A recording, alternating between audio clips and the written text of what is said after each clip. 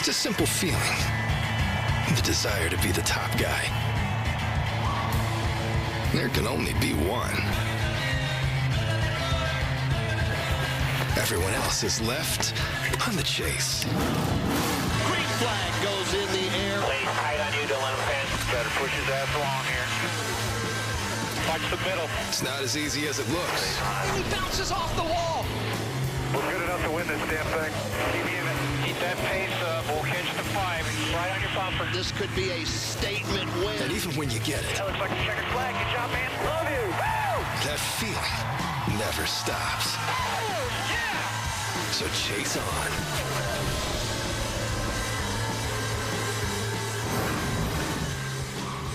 Live from Kansas Speedway, America's best drivers going 400 miles in America's heartland. It's a hot day in May in the Midwest. Thanks for being with us. Race day, presented by Coca-Cola Zero Sugar. Wait till you see who's on the front row. And Ross Chastain, he's in row 2. Is he the new bad boy of NASCAR, the polarizing driver? That's just some of what we'll be covering as we are on the scene at the track to bring you closer to the race itself. Hey, good to see you. With Clint Boyer, I'm Chris Myers. Kurt Busch is back. Congrats on you and brother Kyle. Named to the all-time greatest 75 drivers in the diamond anniversary of NASCAR. So we're glad to have you. Both of you, of course, calling the race. And Clint, how about the weather here? How's that going to affect today's race? Well, buddy, it's a scorcher. I'm beating up. You're beating up. Very hot out here. That means the track's going to be slick. We're going to widen this baby out, going to be right up against the wall. And who's the drivers, right? Who are the players going to be in that? I think the 5 car. Kyle Larson starting on that outside. He is a favorite for sure. Tyler Reddick is very good at riding that wall. Another fast hot rod, Kurt. Yeah, the way this place races, it's one of my favorite, raciest racetracks. Homestead's a sister track, Vegas is a sister track, but you get those dirt guys that mix into this place. But say, William Byron is a car that he was just as fast as we were to win this race last year. On the pole, by the way. Yeah, so we got, those Hendrick guys are going to be fast, Toyota guys are going to be fast, but this place is so much fun, and qualifying was a ball yesterday to watch. And the wind is kicking up. It might be a 3 hair can spray. All right, more on that later. We got more hair for you. Stick around. All right, let's check the hot topics on the lead lap, some of which we just mentioned a moment ago, but a chance for history if the 2311 team Tyler Reddick wins in the 45 car. It'd be the first time ever in NASCAR history the same number of a car won 3 consecutive races with 3 different drivers. Martin Truex Jr. ended his streak last week. Another fast car. Yeah, he's going to do it today. And, of course, on the pole, as mentioned, that front row. Well, let's talk about that. Toyota's fast, but this marks the 1/3 portion of the season. So what's your championship vibe? Which drivers are you feeling it? Well, I don't really, I don't think that far out, Chris. I'm a task at hand today. Who's going to be the guy? You go back to the only 1.5-mile track we've had this year, and it was a 24 and a 5 dominating that race. By the way, the 24 and a 5 are on the front row. Little bit different conversation going into this. We watched practice yesterday, Kurt. The Toyotas were very fast. Martin Truex Jr. just saw one last week in Dover. His teammate, Denny Hamlin, was fast. Christopher Bell's fast. And then those 2311 cars, by the way, won last year. You were in one of them in the spring race, and then Bubba Wallace winning. Bubba is very fast. I think you're going to see him later on in this pre-race. Yeah. Toyotas are good. Yeah, it's way too soon to pick any kind of favorites. I still think it's all about execution, teamwork, and building the program. Whether you're behind in points or whether you've already got a couple wins, you start doing different things to get those extra stage points to be better positioned throughout the playoffs. So many different agendas, but this track, you're going to see a lot of good racing action today. Tires and the asphalt are matched up perfect. I think that's one thing. You asked about a championship, and you nailed it right there. It's all about stage points. It's all about getting those playoff points, because that's the padding you need as we go through those rounds in the playoffs. Yeah, William Byron has won the most stages. He's also led the most laps. And on the front row with Larson, they've each already won 2 races. So, I mean, they have to be favorites. So these fans are here to see those guys in action. But you never know how it's going to turn out. See those folks? Kansas people right there. They're my kind of people. This is your home crowd. I know. By the way, Brad Keselowski has led more races than any other driver this season and searching for his first win of the season, but he has won before at Kansas. All right, we're live. We're just getting started. We hope you stay with us here. We're FS1 Race Day from Kansas on Fox. We'll keep things cooking in Kansas City. Noah Gregson is no stranger to style. He joins in to talk us through some of the best looks in NASCAR history. Then, Denny Hamlin and 4-time major championship winner Rory McIlroy hit the links. The Savannah Bananas invite Austin Dillon to step up to the plate. And Bubba Wallace drops by to talk about last year's Kansas win. All that and more just around the turn on race day.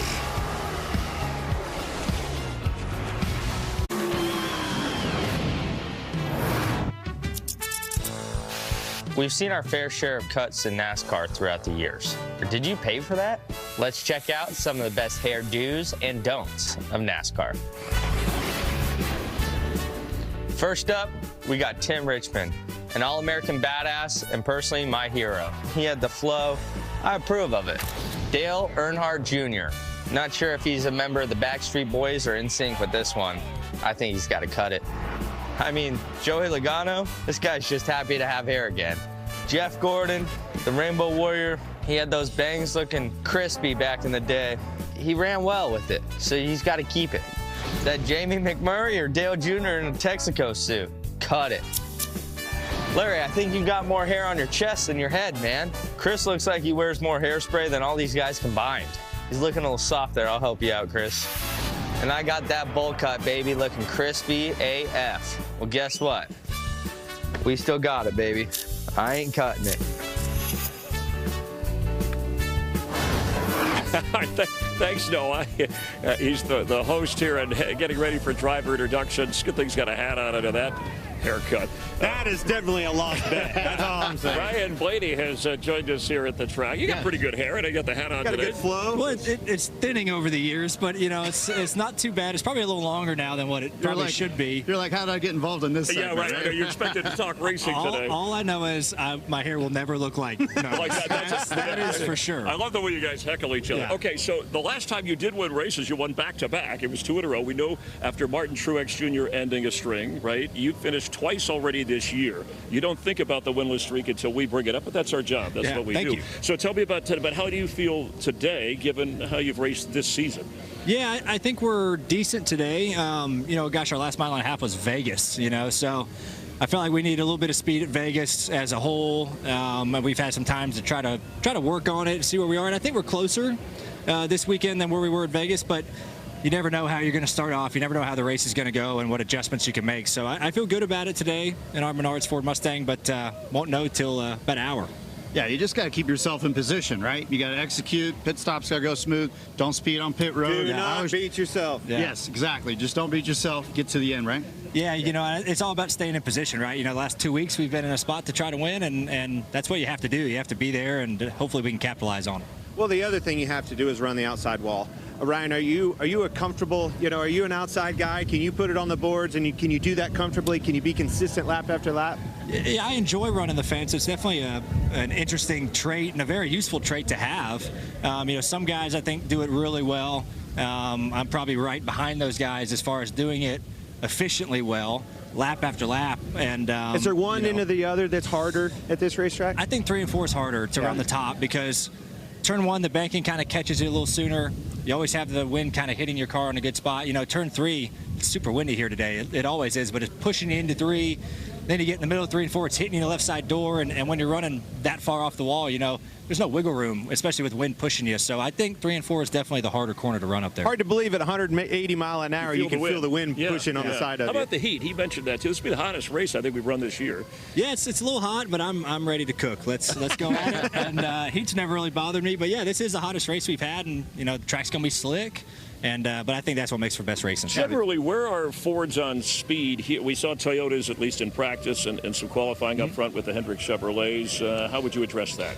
Yeah, I think Joey and I look pretty decent. Both of us were able to qualify in the top 10 and had decent race pace in practice. So we'll just see. You got to see how your car hangs on, what raw speed you have. If you can move around the racetrack, when you won this race last year, you could run down the track. And if your car will do that, that's what you have to be at. So we'll see. Yeah, there's the maneuverability part, and that happens with just keeping up with the racetrack, knowing what this set of tires is going to bring, what stage 2 is going to bring, and then of course the traffic and the craziness of the 4 or 5 wide restarts. That's the wild part about this place. Walk me through restarts. Starting 10th, Ryan. How do you get to the front? How do you get to the clean air that we all know you need?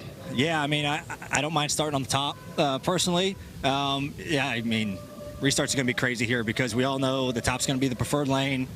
after you get about 10 laps into this deal, it's going to be hard to kind of pull off the wall unless your car is really good to pass people. So that's why you get these 4 wide restarts to where guys are really aggressive on the apron, on the front stretch, jamming it to the top of 3, if you restart on the top. So that's where you have to be aggressive and you have to be going forward. You always want to be playing offense on the restarts, never defense. Well, you're pretty aggressive, pretty good about moving forward, Chris. We race on the mile and a half more than any other tracks. I think it's 9. You got Atlanta like a super speedway, and this will be in the playoffs. So how the performance goes today should tell us a lot. Thanks for coming by. We'll have more from out here. Let's head back to Shannon in the studio and crew. Yeah, Chris, I know he doesn't want to talk about that 57-race winless streak. However, on Race Hub this week, we had a fan vote who was going to be the first guy to break that winless streak, and it was Ryan Blaney. So we'll see if that can happen today. Shannon here with Jamie and Larry. We got to get to our main man, Bob Pockrass. Here is the business with Bob. It's the business with Bob. NASCAR fulfilled its promise to bring illegal parts to the track so other teams can see what teams are doing, as they had the piece from Martinsville from Austin Dillon's car that resulted in a 60-point penalty, a penalty that was upheld on appeal earlier this week. It was the locking mechanism on a splitter bar, which didn't lock, so the team theoretically could have, not saying they did, but they could have adjusted the splitter height after going through tech.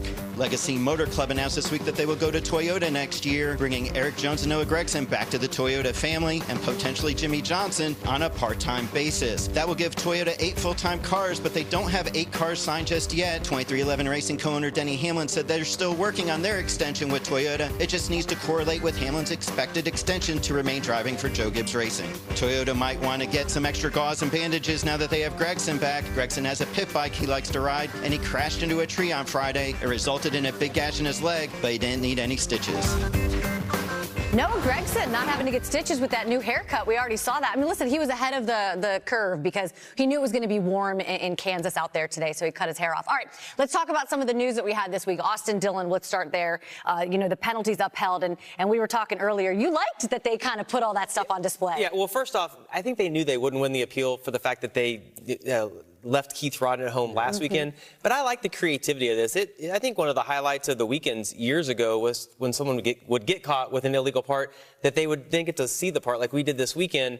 And I remember, being a part of that, and you're like, oh, I can't believe they thought of that. So I like the creativity of it. Obviously, it's a hefty fine. He's going to have a challenge now making the playoffs. But I like the fact that they're pushing the limits and trying to find the edge. I just think of Game of Thrones, right? Shame, just putting that all out there. Listen, Austin Dillon now in a must-win, right? He's got nothing to lose. And his teammate's sort of on the other side of this. He's got the 2 wins. He also has nothing to lose. But Dillon definitely has to climb out. Well, and I'm not going to say that Austin Dillon in that 3 car is absolutely in a must-win situation. I know they're 31st in points after losing the 60 points, 117 below the cut line. We have 15 races to go, including today, and including the additional stage in the Coke 600, 31 stages. That's a lot of points that's available. Here's what has me concerned.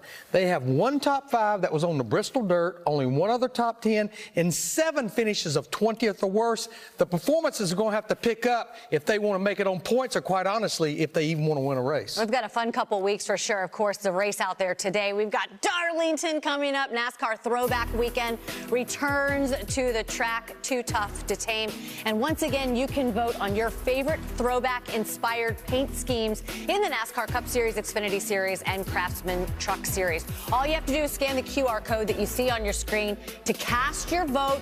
Tune into Darlington to see which scheme is awarded best. We'll be in our throwback uniforms, and you guys can tell us which throwback scheme you like the best. All right, coming up on race day, you know what? The Ross Chastain Apology Tour is continuing this season.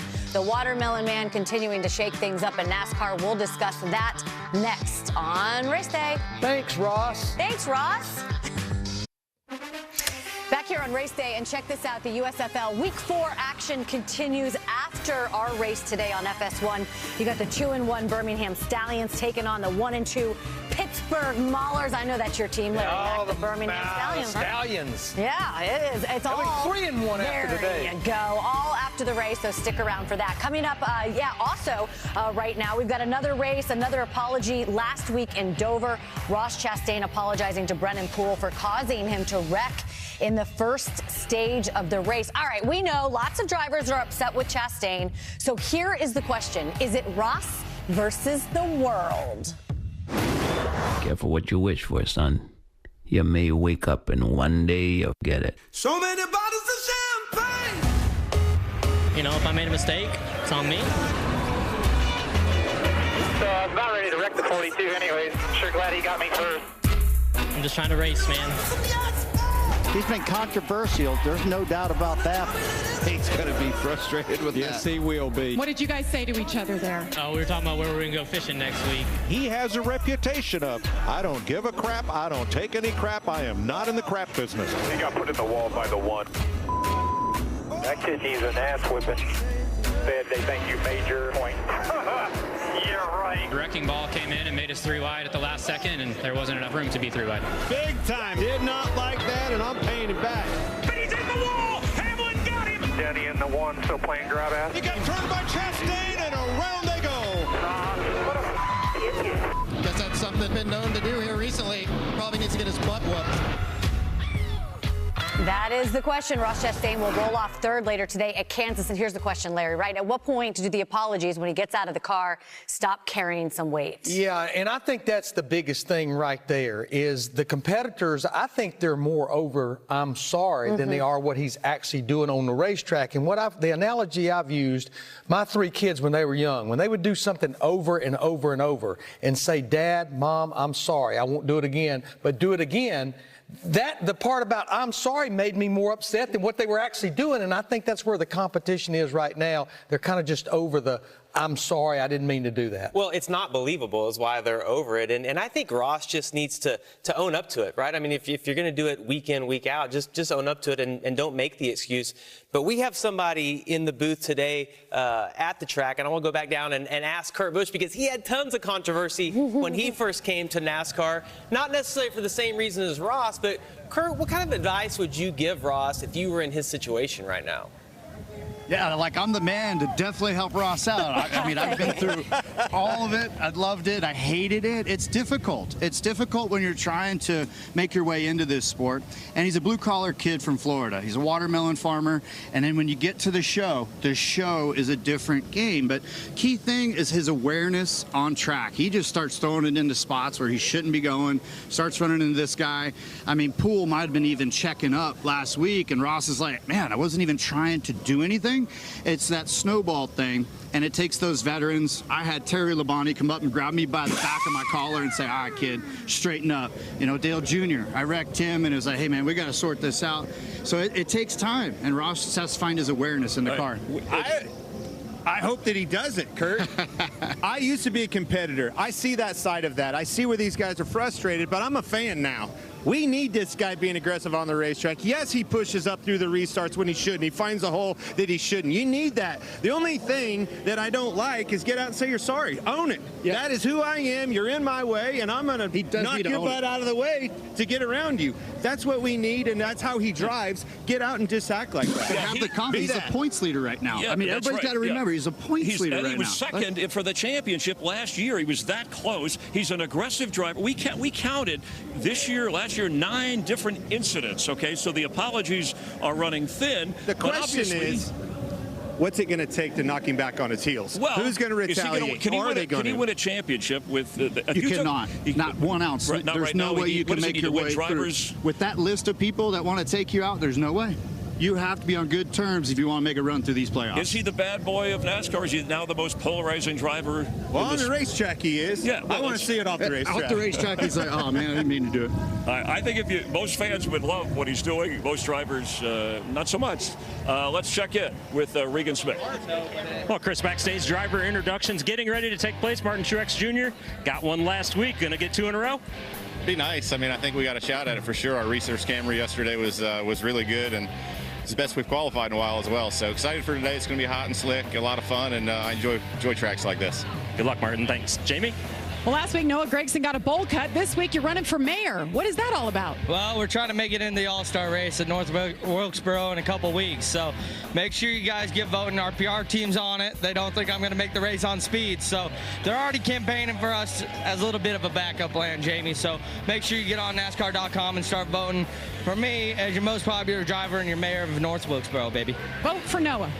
Regan. Joey Logano knows how to get the job done here at Kansas. Quick yesterday. What do you feel about today's race? I think we're okay. You know, it's obviously pretty warm out and it's pretty windy at the same time. So it's going to be pretty challenging throughout the day trying to figure out what lane's going to move along. And the restarts are probably the big thing that stands out here. So probably a lot of cars that are similar in speed, which means you got to be perfect throughout the day. Restarts, pit stop strategy is what's going to come down to. Good luck being perfect. Jamie? Well, Austin Dillon, we know he's an athlete. Last night you threw out the first pitch across the street, Savannah Bananas. What was that like, and how did you do? Well, it wasn't a normal first pitch. I threw out a golden banana. It was spray painted. It wasn't gold, so I was really proud of my throw. It was fun. It was a blast. Those guys were fun to be around, and you know, I had to find the banana blindfolded. The crowd got me there. It was good. Hopefully, it teaches me something today. I don't know what that was, but hopefully we have a good day with our BetMGM Chevy. Hopefully today's as much fun as last night. Regan?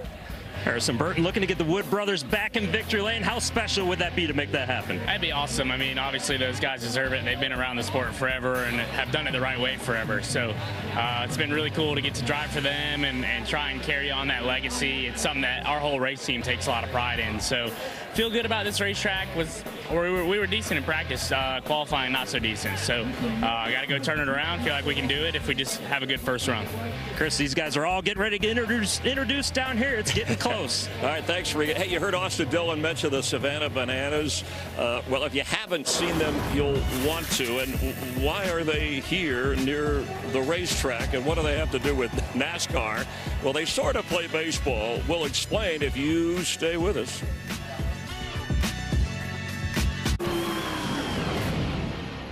Right next to Kansas Speedway, the track, there's a baseball field and a team playing here this weekend that if you haven't seen before, you should see them. They're wildly entertaining. The Savannah Bananas. They're players, they're athletes, but really they're more performers, and they play what they call banana ball. We are live from Legends Field in Kansas City, Kansas on a beautiful Saturday. How about this atmosphere? Oh yeah, it's incredible. I mean, and everywhere we go too, it's like, it feels like family. Like it feels like they know us personally, but they see us on social media and then they're finally able to come here and experience it all. It's amazing. Here in the barbecue capital of the world, the Nanners getting loose. Yeah, it's different. I mean, our games matter. The Bananas lose games. It's competitive till the end. I think everyone knows what they're going to get with the Savannah Banana, so fortunately now we're pretty good on that. With his bat literally on fire. What's the craziest thing you guys do out here? I set our pitcher's hand on fire, and he threw a fireball. Does this usually go on before you guys take the field? This happens every game. Where do you find these umpires? We were searching for a dancing umpire for many years until we found Vincent Chapman, and he's the best and the only in the world. The fourth inning, first batter, first pitch, he does a dance. Wait till you hear this crowd. The crowd going wild as they've been known to do, and Vincent Chapman dusts off home. He will dance nonstop throughout the night. It shakes what his mama gave him. Give us your best out call when somebody strikes out. If you were to put a Savannah Banana type of approach to NASCAR auto racing, what would you do? Break down the barriers, have more interaction with the players, or the racers, and the fans, and then more celebrating. We celebrate everything. I think NASCAR should be celebrating nonstop. Austin Dillon is going to throw the ceremonial opening pitch. Are you sure you're going to be able to do this? I should be able to do it. I mean, I played baseball a little bit. Have you ever thrown a banana? No, I've never thrown a banana. The good news is nobody's here to see it. Austin, let's see it. Somebody clap that on the radar. Give it up for Austin Dillon. We're back here live on the grid. Yeah, Austin Dillon, he nailed the pitch. By the way, the Savannah Bananas are going to be in some major league parks next year. In the future, a banana ball league may be coming. And a lot of the guys who play on the team, they were over at the garage during the day talking to some of the NASCAR drivers. Who knows? My wife turned me on to the bananas. Yes, it was her idea to do this. Let me tell you, I'm a fan. That was the most fun thing I've ever been to in my life. They celebrate, they have fun, there's parties. The fan interaction was awesome. Austin Dillon was awesome. Yeah. I could not believe how good he threw that banana right down the pipe. You threw an opening pitch in a major league game at Wrigley Field, the Cubs. I'm nervous for you. Yeah, regular baseball, not a golden banana. Yeah, no, we're super nervous anytime you stand out of your element and go after it. But yeah, those guys are a riot. I've seen them in person. I mean, a guy walks up to go to bat, and his bat's already on fire because he had a game 4 for 4 the week before. I mean, they're awesome. It was a good time. All right, back to today's race. When we look at favorites at long shots, it's worth pointing out out the opening odds. Kurt Busch to win Kansas last year. You were 33-1 and then 18-1, and you ended up winning. And then Bubba Wallace was behind 12 drivers on the odds board last fall when he won at Kansas. So you've talked about drivers. What do you like based on these numbers? Yeah, Denny is a good favorite with all the lap times he ran, but he's too high on the odds. I don't like it. I want Martin Truex Jr. I want him to go back-to-back. If you're going to pick a favorite, it's coming from that front row. Kyle Larson or obviously William Byron. I think William Byron, Willie B, led a lot of laps in Vegas. I like him. 24 on the pole. All right. How about long shots? Long shots. All right. I mean, Austin Cindric needs to get the train on the track here. So he's back in the points. He's needing to grab those points. I think he's a long shot today.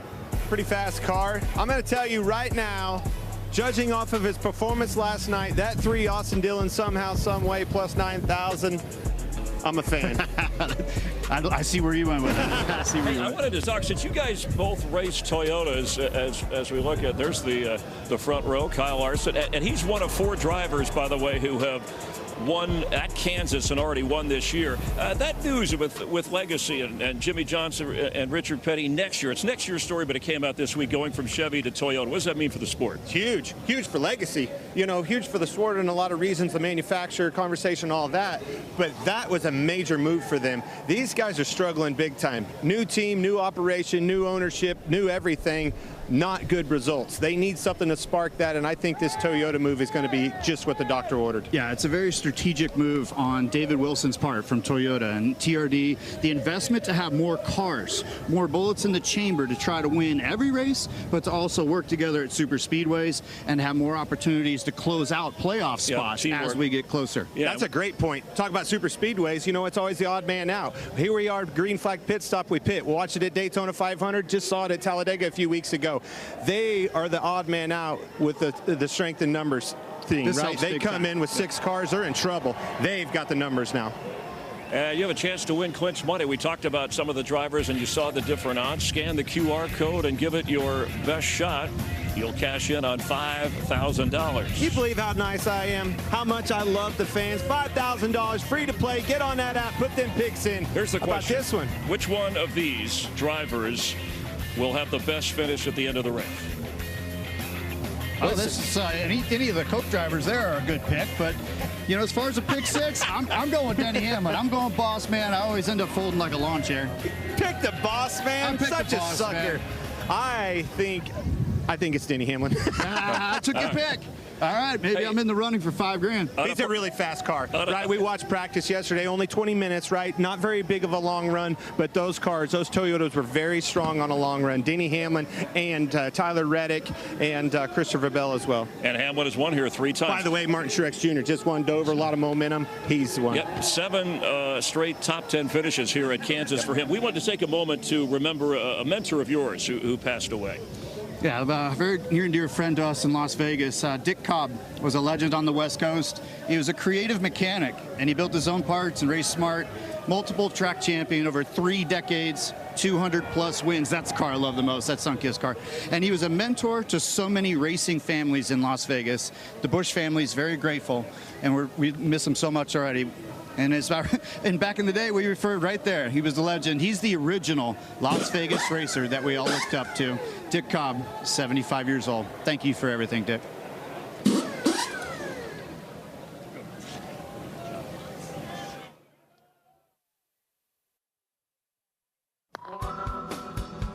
Hello, and welcome to the Puttery in Charlotte, North Carolina.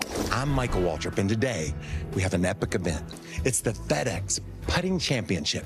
Denny Hamlin versus Rory McIlroy. Denny, I know you love a good challenge, but Rory McIlroy is a 3-time winner here at the Wells Fargo, 4-time major champion at golf, and you're taking him on. I think the only advantage that I might have, it's kind of a little bit of circus golf, bouncing it off of rocks and stuff. I'm good at that, hitting it, into trees, out of bounds. I might have a shot. Got it. Oh. Oh, no. I think they're going to go good here. Good. Oh. No. In the trees, out of bounds. I'm good at that. I might have a shot. What a match. You get your putter with, bud. Do you? Yeah, that's normal putt rules, I believe. Mr. Hamlin telling Rory the rules. Amazing. two major champions enjoying the time here at the Puttery. Oh, I like it. No. Don't get your ass in that cactus, Denny. Oh, yeah. He rimmed that. Rory for the win. I can show up at the golf course tomorrow. Denny Hamlin, Rory McIlroy. What a great battle. Denny, tell me about the shot you shanked out of bounds. Well, sometimes you hit a tree and it comes right back in and it's the middle of the fairway. So, Rory McIlroy, you seem to be dialed in from the word go and took him down like we all expected. I think I had a bit of an unfair advantage. You know, he gets me on the racetrack and it's going to be a different story. We're both a member of the same golf course. You know, we get some time, November, December, we can tee it up down there. And me? I mean, well, that's up. Mikey likes to be a guest. We call him America's guest. Yeah, if you're going, I'd love to come. We'll see.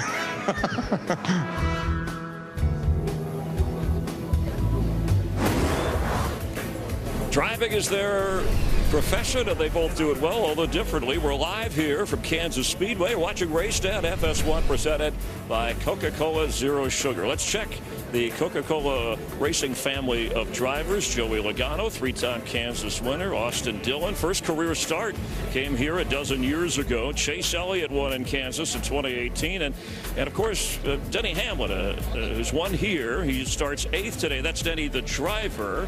And he's also the co-owner with Michael Jordan of the 2311 racing team, which last year won both of the Kansas races in the 45 car with two different drivers. Knocking on the door, their first win. Larson's in the wall. And here comes Kurt Busch to deliver the jump man the victory. Yes, thank you guys. Hell yeah, man. 45 cars the winner now. I'm going to go find Toto because I'm in Kansas. I'm loving it. New race leader at Kansas is Bubba Wallace. Checker flag is in the air, and Bubba Wallace wins at Kansas. What's it going to say now, baby? Let's go! Oh, this is freaking awesome. All right, we're surrounded by Kansas winners. Here we go. That's right. hey, Kansas, buddy. You literally took the same car and won. I don't know. Are you sure that car was legit? Bubba Wallace is here, by the way. And pleasant memories from last year. Feel good coming into this race. Yeah. Realize different year, and you're starting kind of mid-pack. But your thoughts today? I feel good. We had really kind of a mixed bag of what to expect in first practice there. ARCA rubber's laid down. It's hot. So different conditions, but same attitude, same confidence rolling in. So we're good. I want to know, all right, so starting 18th, we got to dig ourselves out of it. What do you have a goal, stage one goal? I think we're 16th, Kurt. 16th, sorry. 17th. It's all right. Mr. Barrow, he's fine. Somewhere in there. You passed two before you even got started. That's why I said mid-pack. I just wanted to be rounding numbers. Do you have a goal? Yeah, I think for us, we really need to keep digging our way out of this hole that we're in, getting stage points. So I think past 7 cars get us there. Yeah. That's a good start. And then we revisit our plan, keep inching forward. So got a good crew. Pit crew's been solid all year. Get us up there on these restarts will be fun. Yeah, that's really what I was going to ask, was just what does it take to build back up in those points? Yeah. Execution, pit stops. I mean, it's everything, right? There's not one thing anymore that takes over. Well, a win. That's for sure. I think we've had one race out of the 12, and it came in Bristol, dirt race. The dirtiest races of all, we had the cleanest race. So we got to get more clean races in. Execution on my part, I've been slacking a lot, but no better place to do it than here in Kansas. Yeah, just find that good vibe. Hey, fans want to know, and you too, Denny's busy with the drive today. Working for Michael Jordan, how much contact do you have with him, interaction through the course of the season? I know he shows up at races, and how important is that to you when you hear from him? It's about a good luck text before every race and a good race text after every race. So it's he's there. Or a WTF. Yeah, or that. Yeah, that's what he got. Okay. Yes. He's tuned in every week, no matter where he's at. Whether he's in the country or out of the country, he's all over the place. But he's watching. He wants to see how his cars are doing, and that's special. So close at Talladega, I know, and that bit you, but a good racetrack for you here. A lot of confidence going in today. For sure. Confidence is at an all-time high. I'm still wrapping my head around practice. Wasn't right, but I'm telling myself, hey, throw it out the window. Race car is good. Practice wasn't really great for us in the fall last year either. Look where we ended up. We spent some time talking about Ross Chastain, his aggressive driving. Is he maximizing his newer car with his skill set and making some enemies, but providing entertainment? When you have a moment there, and it's a fine line of being aggressive and then what you do to another driver, what's the best way to handle it?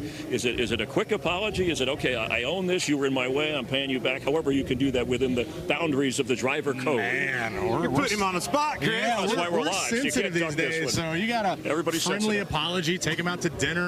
I don't know. But everybody gets a trophy. I remember Clint's interview, I think back from Charlotte All-Star race, you get poked in the nose for stuff like that, right? So I think that's the right way to do it. Have you received an apology from Ross Chastain?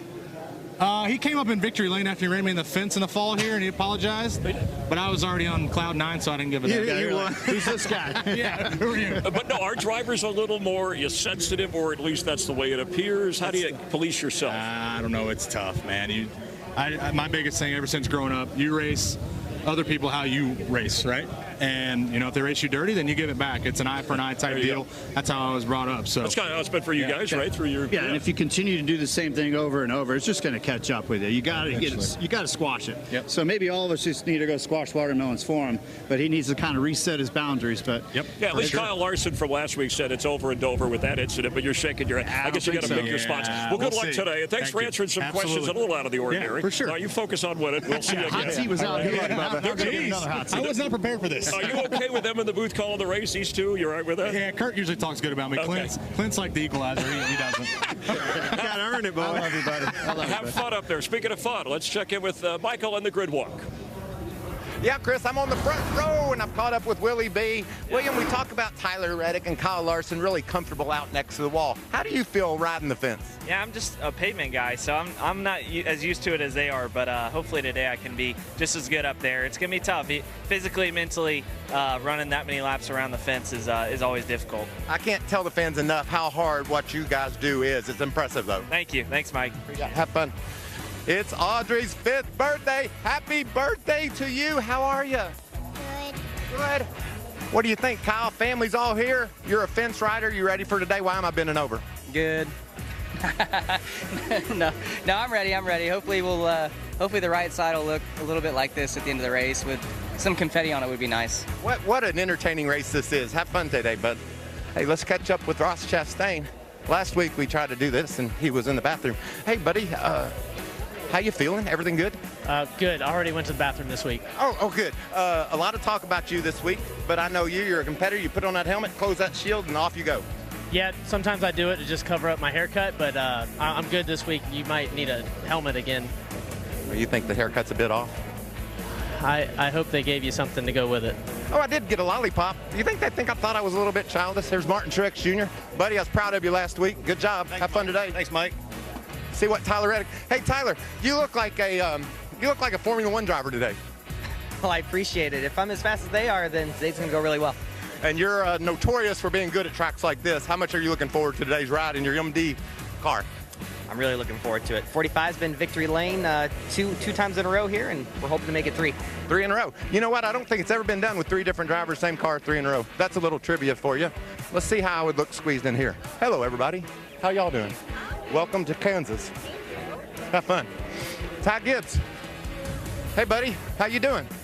Oh, hi. What's going on? I'm just making the rounds, come to see you and ask you what you think about this crazy racetrack. Yeah, well, this is one of my favorite racetracks, Michael, and I really appreciate it. So we're going to see if we can take this 54 Camry up through that dirty air to the lead, which would be nice, and get some TV time for Mitch. I'd love to see that monster claw up front. Well, you know how much Mitch is going to be watching today. Have fun today and drink that monster, buddy. We're going to finish up here on the grid and take it to trackside for ceremonies. We're going to get this party started here in Kansas. What a day it's going to be. Get ready for some crazy action. Let's go trackside.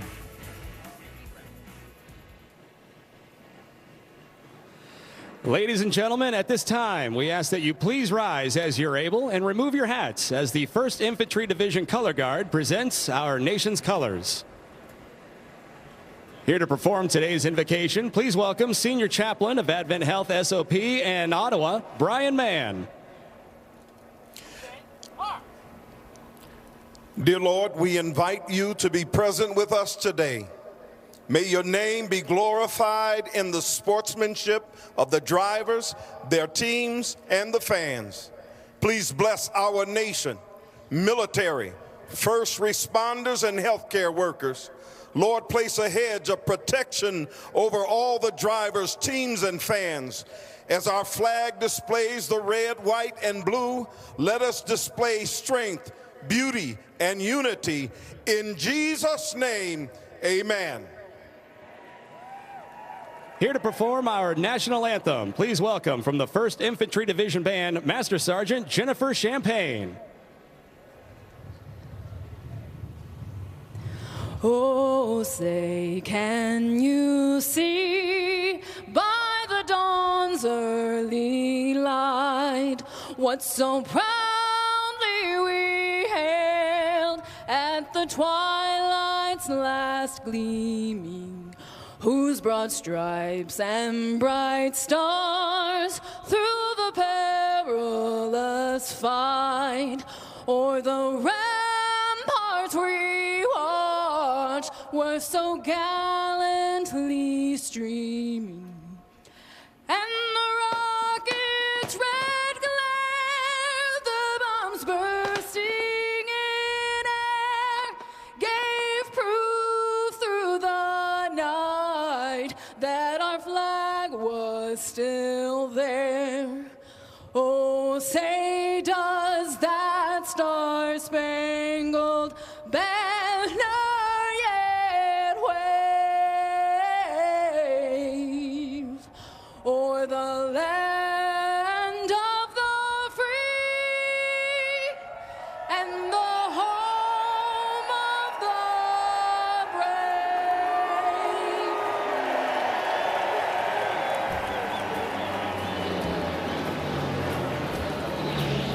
Thanks for being a part of NASCAR on Fox, FS1, Advent Health 400 your way. Enjoy the race, everybody.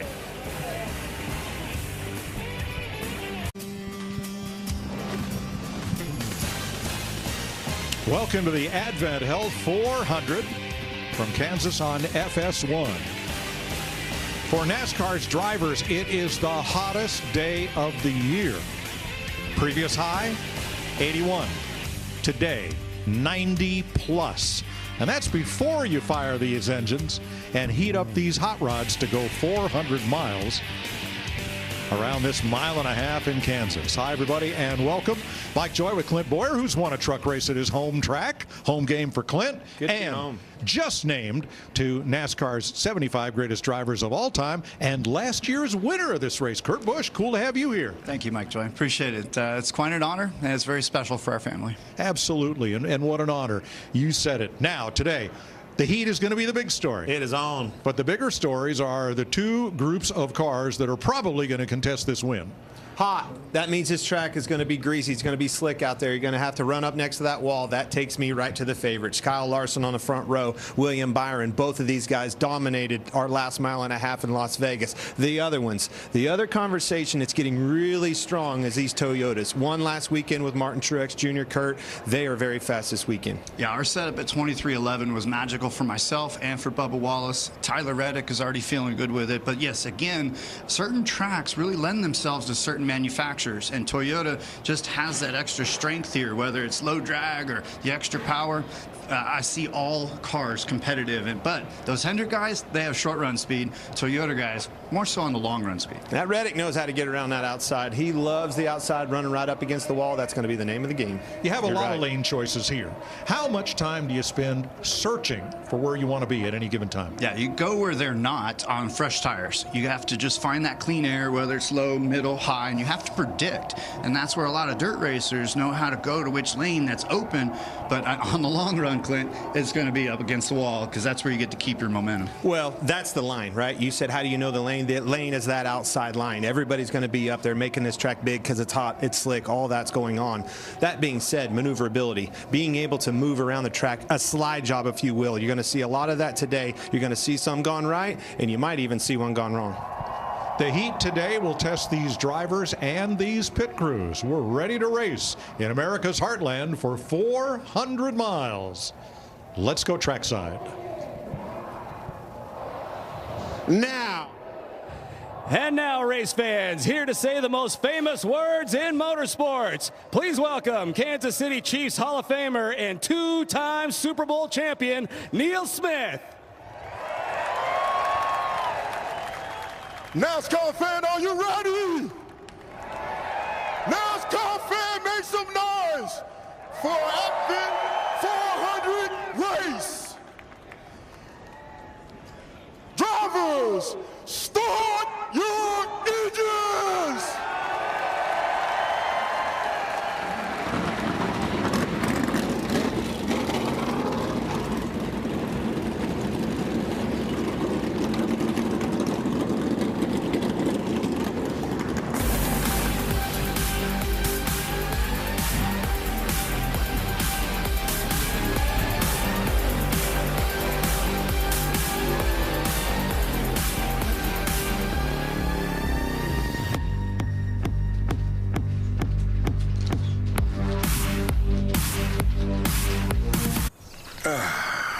Kansas, home to sunshine and sunflowers, where the aroma of fresh barbecue blows heavy in the breeze. Hold up, I'm not talking about that part of Kansas. I'm talking about this one. Trouble, turn 4. The grittier side. Where war-torn asphalt ribbed with rubber and the sweeping winds of the plains create chaos without warning. Racing here ain't easy. That is bad. And winning is even tougher. Now strap in. It's the Cup Series on FS1.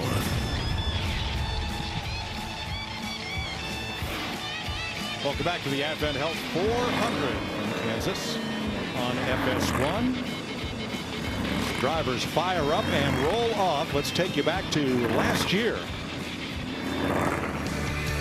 where in the spring race, Kurt Busch held off Kyle Larson and drove the number 45 to victory for Michael Jordan and Denny Hamlin. And in the fall race here, Bubba Wallace switched over from his 23 to the 45 and doubled up for Team 2311.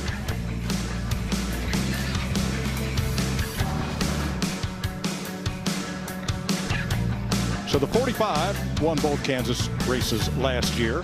No car number in NASCAR history since 1948 has ever won 3 straight races at the same track with 3 different drivers. So the pressure is on Tyler Reddick, who drives the 45 today.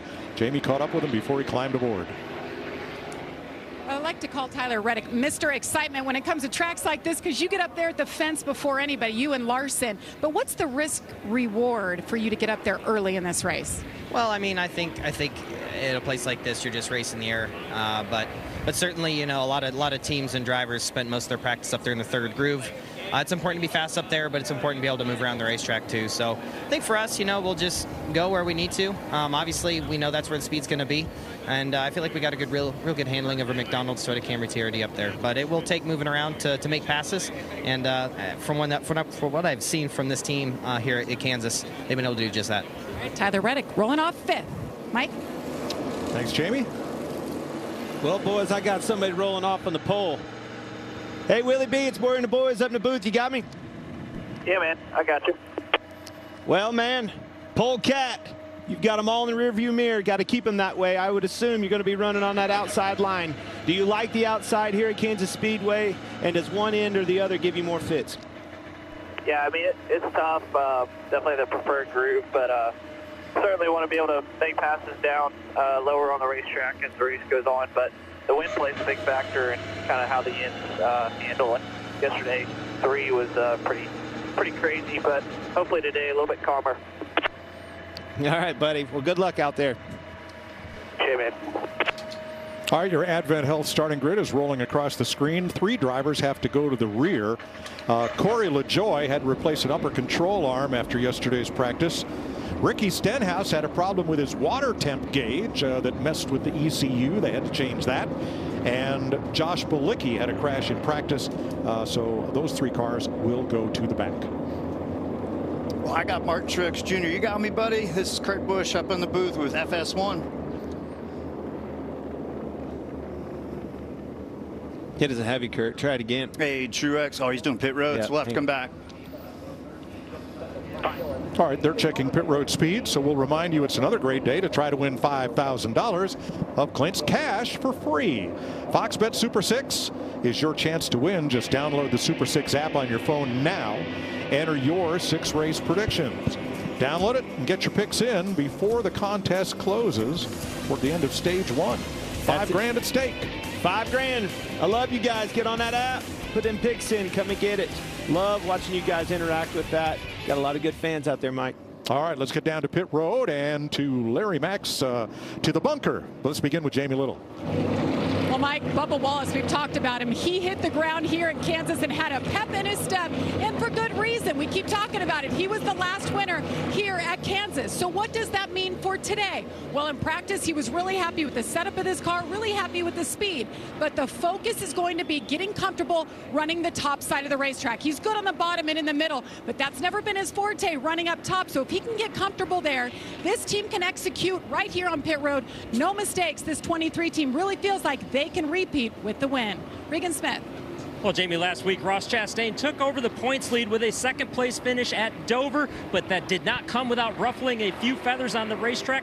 Contact with Brennan Poole ultimately ended Brennan's day and damaged the car of Kyle Larson, hurting his day severely as the race played out. The team told me they don't care what other teams think about them as long as they are getting results on the racetrack. They want Ross to keep that aggressive nature that he has had on the racetrack all year long as well as last season.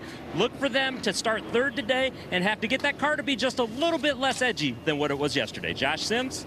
Well, Regan, you gotta love it when a weekend goes according to plan, and that's the case for the 11 team of Denny Hamlin. Chris Gabehart, the crew chief, went as far to say Saturday was a dream in terms of the setup and handling of that car. Now, Denny Hamlin's been really good here in the past. Those 3 wins, could have had a 4th last year, but they had those issues in both races on pit road. So the plan for the 11 team is to make sure they don't beat themselves, and if they don't do that, then they'll be looking at a 4th win at Kansas. Larry Mack. Yeah, Josh, the story continues to be the weather. We've already documented in the low 90s. And what goes along with that is a track temperature over 120 degrees. Yeah, this heat, it's tough on those drivers, but it's also going to be a challenge for these crew chiefs because they're going to have to be really aggressive with adjustments to keep the balance of the car, Mike, but to try to give it grip, which is going to be hard to do when it's this hot. 90+ ambient temperature. Track temp 122. It will be at least that warm inside the race cars. We weren't able to catch up with Martin Truex, but we did listen in on the team debrief before we start here. All right, guys. Good so far. Let's do what we did last week. Go out here and get us another win, 2 in a row. I know we can do it. You guys are awesome. Good luck in there. Yeah, I like it. I mean, with James Small, he's one of those crew chiefs that's so sneaky. He reminds me of Chad Canales back in the day, but just with the whole Truex family and the success at Dover, that's why I wanted to talk to him. Wish him good luck today. He's a 2-time winner here at Kansas, so yeah, they're on the gas. We'll see how this plays out. Well, Larry told us how hot it is, you know, and that radio communication is a far cry from where it was last weekend. It's cool right now. Let's see if that one heats up. Got pretty heated last week at Dover.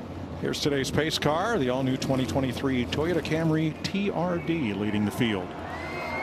So he chose the inside. Does that surprise you here, Kurt? And I'm talking about William Byron. Yeah, it is a little surprising. I mean, you want the outside, but it's just a matter of who's going to push you. How hard is the guy behind you going to go? And if you got Chastain behind you, you want to try to keep him in a box. Well, let's find out. Here they come to the green. And the Advent Health 400 is underway. This is one of those tracks where it's going to be 3-4 wide, but this is a very uniform start. There is some gentleman respect at the initial start of the race. But there we go. Sure. Five's holding strong on that outside. Look at this land rush. 3 wide all the way back. So many options here at Kansas. That's why this place is so much fun to race. You just go where they're not. Well, you have to. It's all about clean air, getting that air on your nose of your car. That's where the downforce is. The speeds that we run at Kansas Speedway, all about downforce and aero. Now that white line at the inside of the racetrack, that means absolutely nothing. There is no out of bounds here. You want to drive in the cornfield? Go right ahead. It just gives you a guide on where the banking really begins. But it looks like Chastain was able to clear Larson. I didn't think that was going to happen down on the inside. Well, you see Larson moving to that outside. That's what we're looking for. This track is going to widen out. But William Byron running on the bottom right there, driving off from him a little bit, surprises me. I thought they would all migrate to that outside relatively quick here. Top 7 single file, first side-by-side battle. Daniel Suarez to the inside of Ty Gibbs. They're going to have company on the outside from Denny Hamlin. Here they come. Ooh, yeah, there's cars everywhere, and right now... Oh, something's wrong with William Byron. Trouble. Byron went all the way to the apron in the back straightaway, then came back up to speed entering turn 3 and loses the lead. Yeah, these boys were racing for second. Now we got Reddick jumping in the mix. On, 3 wide for the lead. You know he's going to throw it in there. Slide job all the way up. Yeah, Is he going to clear he's it? not there. Chastain's there. Love it. This is lap 4. That almost became irresistible force meets immovable object. All right, what happened to William Byron? You good? You just get free or we got a tire? No, you got free. Yeah, if you got free, no cut tire. Loose on the exit. That is how sensitive these cars are. I mean, just when you're in the lead and you got that little bit of air on the nose, but here we are still battling. Like nobody's giving up right now. Everybody wants to get this lead. Kyle Larson side drafted off Chastain entering the corner, covers the top, has the lead. Here comes Reddick. And he'll want this to stick on the bottom. He's going to drive in deep, down low. He's going to try. And now it's a matter of can he come back up and block the one and fit in this hole. Woo. No! He gets in. No! Around goes Larson. He keeps it down to the grass. Caution flies. And everybody's able to avoid Kyle Larson, unlike last week. Just mistimed it. Thought he was clear, tried to get up and got in the back of him. He wanted to get into that hole quick because of the momentum run that Chastain was going to have. I mean, these guys, it's lap 6. This is going to be a long day. Just miscalculation. I obviously didn't mean to do that. Trying to get up and get to block. Here's Byron, all right, for the lead. Yep. Gets loose on exit, running in the middle of the racetrack. Looks to me like maybe got his right rear on that seam. Touched the wall a little bit and actually saved him. That did save him. Savior. I think that was a product of getting that right rear on the seam. And so then now these boys go to racing. Reddick's hungry. And that may have kept Byron out of what was to come.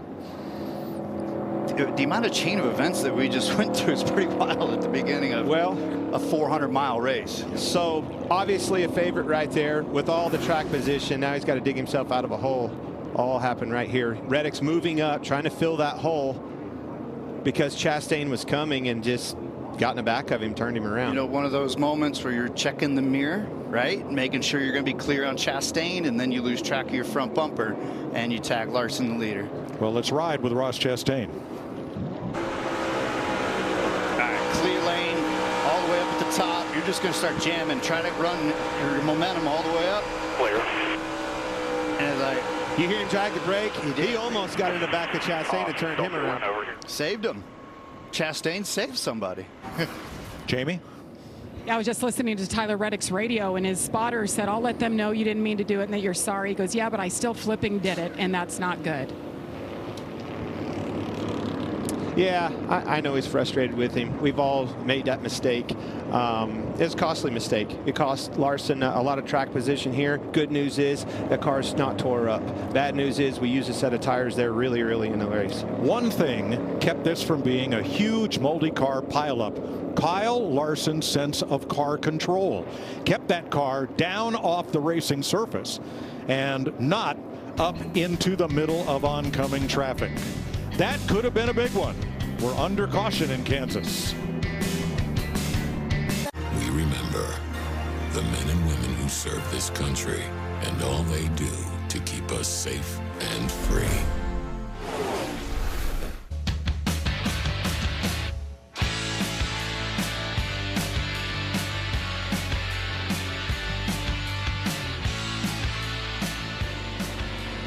Tyler Reddick chooses the inside for this restart. 9 drivers came to pit road. Keselowski, Briscoe, Balicki, Gilliland, Haley, Burton, Yaley, Priest, and of course Kyle Larson, who brings out the first caution flag.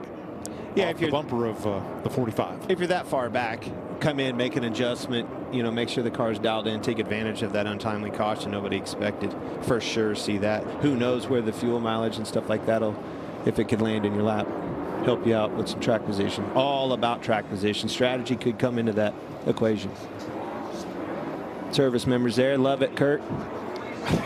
Just still kind of just sitting back, digesting everything that I just saw. I mean, I'm prepped for a 400-mile race. These guys are in a trophy dash. 4 laps. Yeah. All right, here they come to the Geico restart zone. Tyler Reddick and Ross Chastain. Surprised, too, that Reddick took the bottom. I mean, with older tires, you want the momentum on the top. It's going to get big. This cycle will help William Byron if he was loose. I think a cycle on his tires will actually help that car come in a little bit better. Ty Gibbs coming on the outside, yes, 3 wide for 4th. Wow, what a move. He just went full send on the outside in 1 and 2. And Denny Hamlin coming in there. Truex is right there. We told you. We saw it yesterday in practice. These Toyotas, they mean business. And we got cars everywhere. That's again why this place is so much fun and unpredictable. Woo, 4 wide off of 4. Unbelievable. I mean, these guys are just closing doors and just kind of just no regard. They're going after it. Well, is there any better chance or time to pass somebody than on a restart? No. Time is now, and you have to pounce on it. Of course. But it's still lap 11. Hamlin sends it into 3 on the bottom. And if you can make that pass and stick, you keep your momentum. If you have to check up, then that will slow you up and you get swallowed from behind. Your marks with these guys to try to get away. Yeah, I like the outside groove there. That's that 19 car. That 11, there you go. I mean, Byron got stuck down on the bottom. He's still loose. He's still struggling with his car. Martin Truex to 3rd behind Reddick and Chastain. Gibbs gets another one on the inside. Let's see if he gets clear, though. Oop, not really. I don't think he's going to get clear. But he had to go to the bottom. He had to go to where the clean air was. And so now it's a matter of cat and mouse. If you go high or if you go low.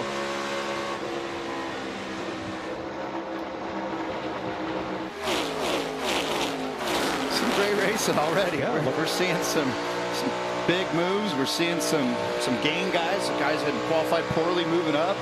Let's ride with Brad here. Yeah, I was watching him, guys. Something's bad wrong with Brad. He's really struggling.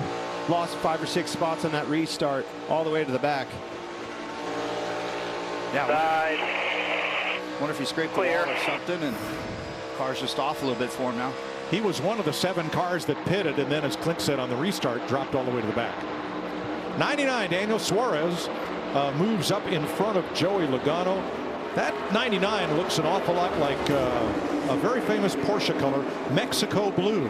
That'd be appropriate for Daniel. I like that. Bringing in the classy blue. I mean, who doesn't like blue on a race car? There's all kinds of petty blues.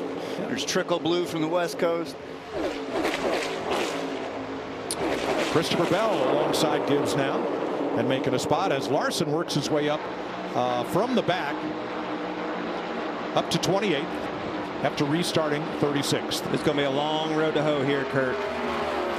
Yeah, it just changes the whole complexion, and you're down a set of tires, but you got to make what you can right now.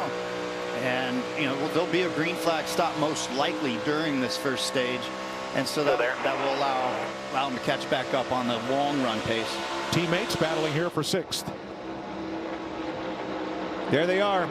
Well, we talked about it. We saw it yesterday in practice. These Toyotas were extremely fast, right? The 2 Hendrick cars on the front row. Can the Toyotas pass them? How can they pass them? Well, they didn't have to pass them. They took care of themselves. Well, actually, one Toyota got into Larson, but William Byron almost spun out and handed him the position. Very hard to pass out here. And see, this is where you have some of the teammate side of things. With Gibbs, he's the rookie. Bell would have liked to have had that position, but Gibbs is really trying to set a tone today. He's got the speed, he's got the car, and it'll be interesting to see what Bell is able to do with them over here the next 10 laps or so. Jamie, there are 6 Toyotas in this race, and all 6 are in the top 8 positions. Definitely, so far so good. Could be a great day for Denny Hamlin. I talked to his crew chief this morning, Chris Gabehart, and he said yesterday was like a crew chief and engineer's dream. Everything went as planned, from simulation to hitting the racetrack. There were no surprises.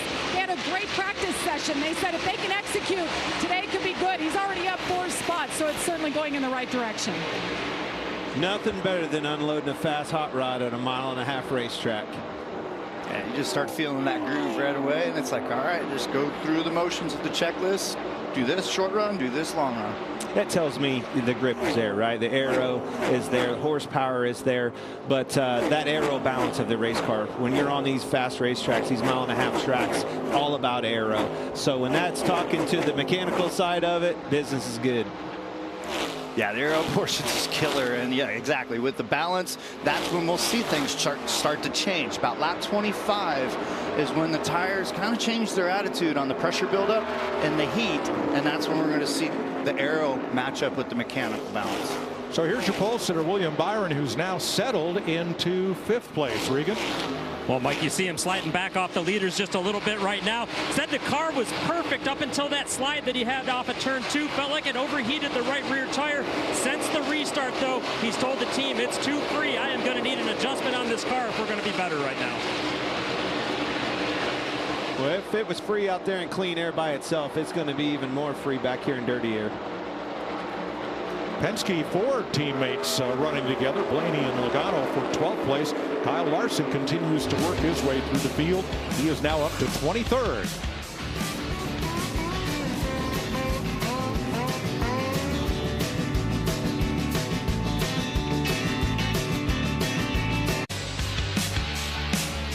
"24 laps complete in Kansas." Here's an update on your Coca-Cola Racing family of drivers, led by Denny Hamlin in 3rd and Daniel Suarez in 9th.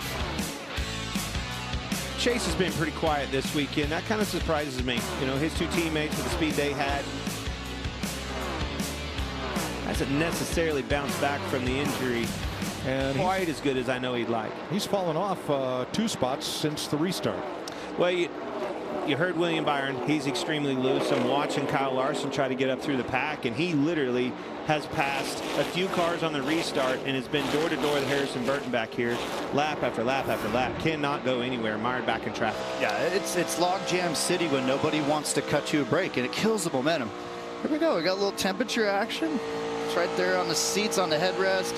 And it's actually censored from behind the driver, where there might be a little bit of fan cooling, but the fan's just blowing hot air like a dryer. So 107 to start off right now. That's exactly right. It might have air moving in there, but it's like a hair dryer blowing right in your face. So that was a quick check in there, but it's starting to get a little closer up front now. What I was saying is about lap 25, the Goodyear tires at tracks like this, in my mind, they just went through a cycle and it changes the balance. And now we're going to see how Toyota teammates, if they'll work together or if they're not going to work together. It's pretty early. Truex for the lead. Yes, sir, 11 in tow. Using it. Look at the tow that he's getting off of those 2 cars racing side by side. So you got to go where they're not. Look at that. Bottom lane, middle lane, top lane. Toyota now 6 of the top 7 positions, with only Ross Chastain Chevy in 4th separating them. Here comes Denny Hamlin, boys. Who was the fastest in practice on a long run? Kurt? He's got that fishing rod out, the 11 car. And who was the other one? The 19. The 19er. They're 1st and 2nd. Well, Reddick's going to kind of yield there, obviously, with the boss. But now it's a matter of, all right, now we're getting into the super long speed, and we're going to see who's falling off the most. Grip tells me these Toyotas, they have the grip, they have the aero figured out for this racetrack. Long run speed. Now watch the 5 come up on Austin Dillon, who's was looking to move down underneath Eric Jones. Ooh, that got turned around again. And that's that give and take, right? Nobody wants to give, everybody's wanting to take, and back there, man, it's definitely tougher. It's more like you're at a bar and you can't find a chair. It's like, man, when am I going to get served here? So hard to explain that, but it is. It's like war back there. I mean, just scratching for every single position, every inch, cannot pass. I mean, literally one of the fastest cars on the racetrack and struggling back there in traffic. I think those cars, you know, way too loose for the traffic scenario. Now somehow Larson, they can get back up front in clean air. It's going to be the only way them things handle. He finally cleared A.J. Allmendinger to move up into the top 20. Look at this with Gibbs. Threw it down in there. Carved right through the middle. I like that. I like the way that a car can maneuver and you're not just stuck running that top lane. Chastain is the first Chevrolet in 5th. Michael McDowell is the first Ford in 10th. The early laps are a Toyota-thon in Kansas.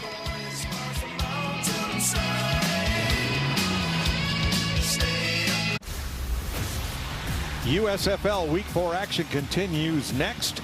The Birmingham Stallions try to improve their record to 3-1, while the Pittsburgh Maulers want to even up their season. It all kicks off next on FS1 as William Byron comes to pit road. Regan. Mike, the 24 car, William Byron, one of the first to hit pit road. Race car still too free. Told the team it's bouncing on the right rear, much like it was last year in this race as well. Aha. That is a difficult combination. The right rear spring might be a little soft, or they got it too low and then shocks bottoming out, and the tire can't hold the amount of load that the car's bottoming out on. Austin Cindric is in. It'll be his first stop of the day. And William Byron speeding on pit road. Keeps getting worse. He did that last year. It was like, thank you very much. Yep. Ah, that sucks. Can't beat yourself. Got a few Daniel more Suarez coming to pit road as service continues on the 2 for Cindric. Kyle Busch is in. Jamie. Kyle Busch not happy with his race car so far. Just loose center entry. Could not find the grip or feel it on the right side from the start of the race. You see the wrench there. They made an adjustment in the 99. Too tight. So you got a little bit of everything so far, Mike. Ty Dillon in. 4 tires for Suarez. Green flag stops here at lap 39. Yeah, everybody's bailing out now. Jamie. Bubba Wallace on pit road. He's been very quiet. He just driving. He's drove 12 positions he's gained since the start of the race. A 4-tire stop and an air pressure adjustment. Regan. Ross Chastain sliding back just a little bit as this run went on. The race car too tight in the center for him, but loose on the gas off of the corner. Jamie. Denny Hamlin making his way in as well. Things have been pretty good for Denny. He's been very quiet as he makes his way into his pit box. He got busted speeding multiple times in this race last year, something they're focused on. Don't make mistakes. A 4-tire stop. And Tyler Reddick, free early. You saw the incident just 6 laps in when he got into the 5 of Larson. Car pretty good overall. Good speed in that 45. Harvick, Buescher, Chastain have made their stops. Now Gregson and Berry are in. So is Austin Dillon, Chase Elliott, Justin Haley, and more. Yeah, this is like the betting window right before the horse race. No pun intended with the Kentucky Derby yesterday, but everybody needs tires because you're halfway through a run. Let's go down to Regan. Kurt, things are good right now for Martin Truex Jr. Just a little bit too tight on entry with that car to start the race off. And the 54 of Ty Gibbs, a strong start to the race for him right now. Still some room to grow with that car, though. It's just too tight for him. Blaney, Larson, Burton are in. So is Jones. Keep an eye on this map. Here he comes. 11. Short pitted him a little bit. Talking about Truex is off of pit road here. Can he capitalize on this? Get that position? I think he does, Kurt. Yeah, this is where here it comes off of 2. You see this a lot in Formula 1. If you can undercut a guy, goes by him. Oh, that momentum's huge. 11 to the lead. Yeah, I guess the 19 missed pit road. Let's check his audio. It just wasn't a clean entry to pit road, so to speak. Bring up a bit too much. Pit this time. Second, not green. Second, not green. Keep rolling here. Keep rolling. Why you wait so long, man? Can't understand you half the time, and I didn't know what you said. Well, there's that heated debate I was talking about. Radio banner is warming up a little bit in the 19. We've seen that before. So this leaves Christopher Bell, Michael McDowell, and Corey LaJoie as the drivers who have not pitted, along with Ryan Preece, Brad Keselowski, and J.J. Yaley, who were on pit road at lap 7 and can go a bit further here. Bell's coming. Here he comes. Yeah, he's going to toss it down in there. And so what we saw, though, was just a cleaner exchange by Denny Hamlin, and he wasn't speeding. And I can get into pit road stuff later in a little bit about how things are different on a green flag stop versus a yellow flag stop. It's a good point, Kurt. Denny Hamlin's known for pushing the envelope and getting in trouble and having trouble on that pit road. This time it capitalized on that opportunity. Regan? Well, Clint Christopher Bell just getting too loose as he runs, and as the car gets more laps on it, told the team, I need more grip with my car from the center off of the corner in particular. Josh Bilicki, and so is Justin Haley. That will leave just Michael McDowell, who is the race leader, and Corey LaJoie in second place of cars that have not yet made a single pit stop today. And here's McDowell. He will give up the lead. And lap 44. Pretty clean entry in. But yeah, what I was going to say was that on a green flag stop and you're leading by 5 seconds, I never wanted to push on pit road and have an awkward penalty. Under yellow, when everybody's boxed in together, that's when pit road speed is more important, because if you give up just a little bit, 3 guys might jump by you on pit road. So green flag stops are a whole different mindset than yellow flag pit stops for a driver on pit road. Josh Bilicki penalized too fast on pit road. Ryan Preece makes his stop. That leaves LaJoie, the race leader, with Keselowski and Yaley and Chase Briscoe to complete this round of green flag stops. And Briscoe's been in. Bilicki serving his penalty now. Brad stopped at lap 7 on the restart, fell all the way to the back of the pack, and now has just outlasted everybody to take the lead. Well, give Luck a chance to operate here. Stay out as long as you can. Might catch that caution. Yeah, that's my boy Matt McCall. He always loved to leave a car out there on a long run if we were maintaining the lap times. If you're falling off like William Byron, that's why Byron was one of the first ones to pit. So it looks like Keselowski's not dropping off as quick as what what might be expected. Well, that's the play for sure, but what's going to draw you in is the leaders are coming. Denny's right on his bumper. So Corey LaJoie will come in this time. He's the only car that has not been to pit road today. Yeah, and that's part of it, Boyer. Like you said, if you're going to end up in the lucky dog spot, then you try to hang out there for a little bit just in case there's a yellow or a wheel comes off a car or somebody brushes the fence.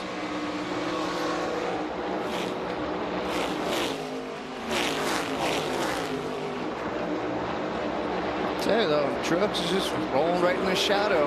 We've got ourselves this 2-horse race. I like what you said there. All right, where's an opportunity? He's moving down, staying out of that air, but there's also, now we have lap traffic. Because all these green flag pit stops and stuff like this, the race is kind of jumbled up. You use these lappers as a pick a little bit, Kurt. Yeah, that's where the racer craft and the art form of predicting where other guys are going to go on the racetrack. That's where you try to stay ahead of it.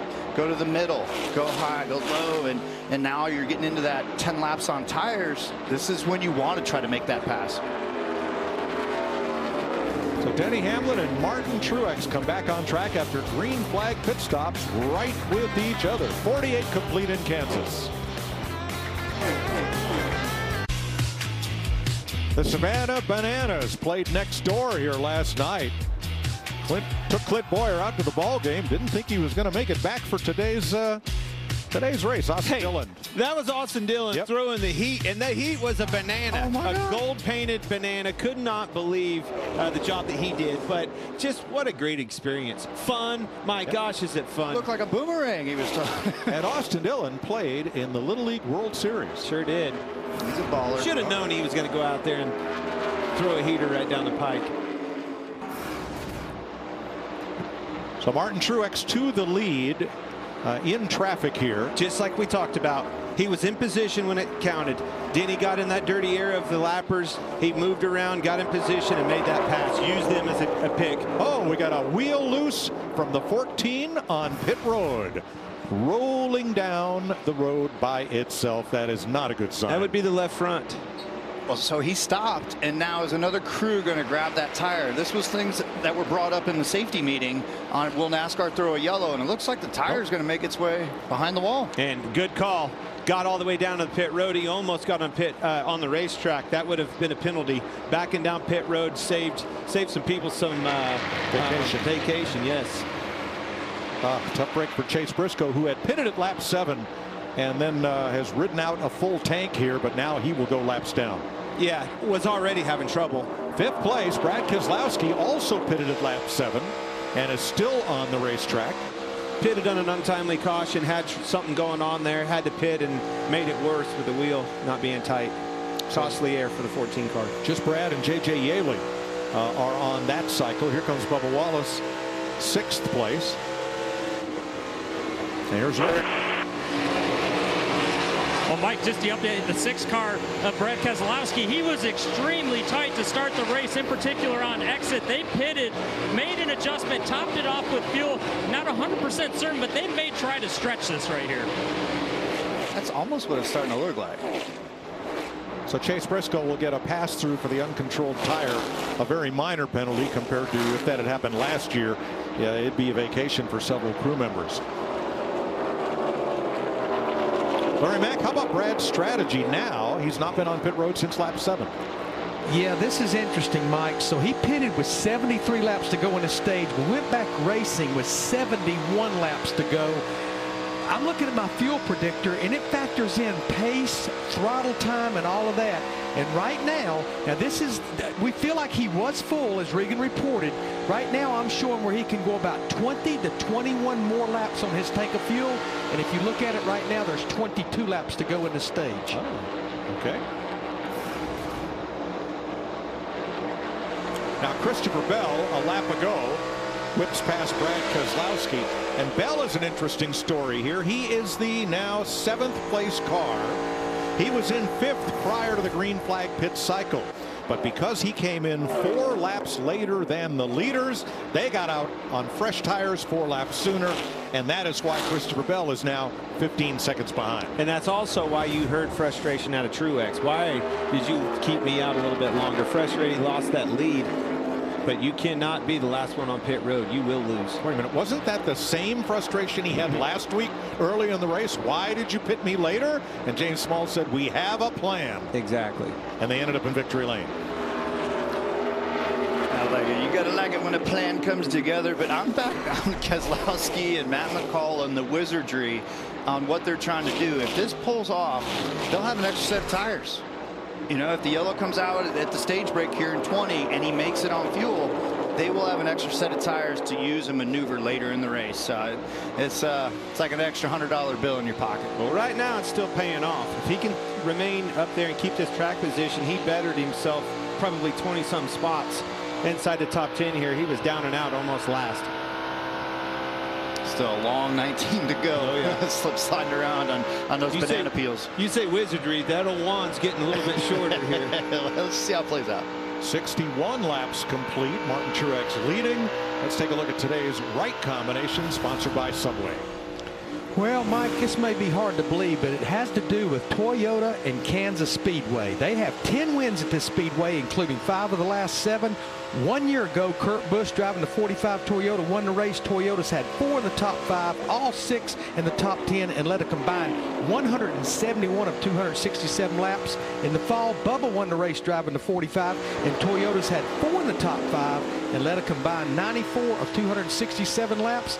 All this could be the Subway right combination for the Toyota camp to get their 11th win at Kansas and their 4th win of 2023.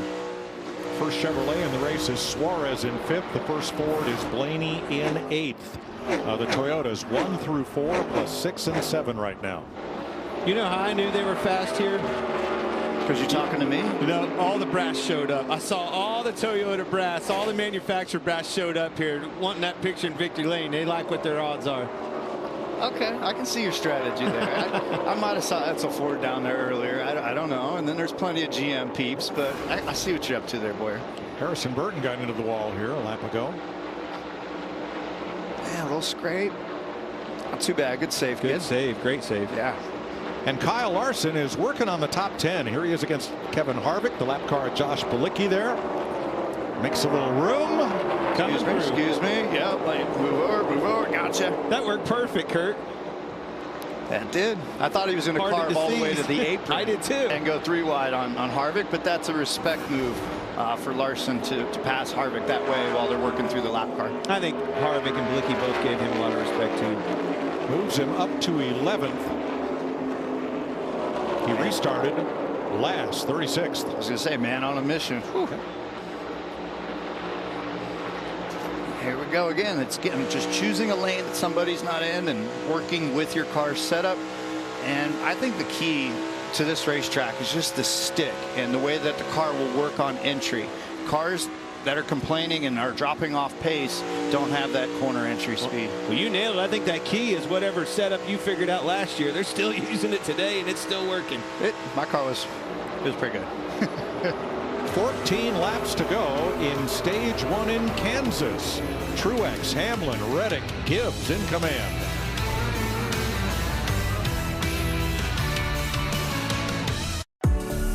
Being a NASCAR fan just got even more rewarding with the free Fan Rewards loyalty program. Earn reward points and redeem them for merchandise, tickets, VIP experiences, and so much more. Earn points from the track or at home. Check in on your phone, complete your profile, or play fantasy racing to score your first points. Join and start earning today.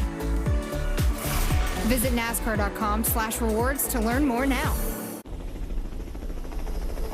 When I started as a stunt driver, I had to create my own path. So I got in my Ford and I got to work. Literally every moment of the day, I just trained. And now I can confidently say that I'm one of the top drivers in this industry.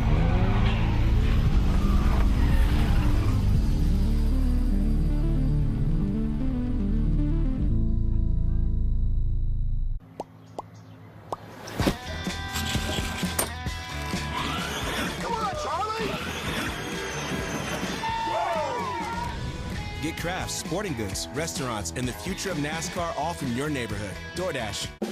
USAA? You were in the military? No, my grandpa was. He passed membership to my mom, then me. Huh. Yeah, if your spouse, parent, or grandparent served, they could pass it to you.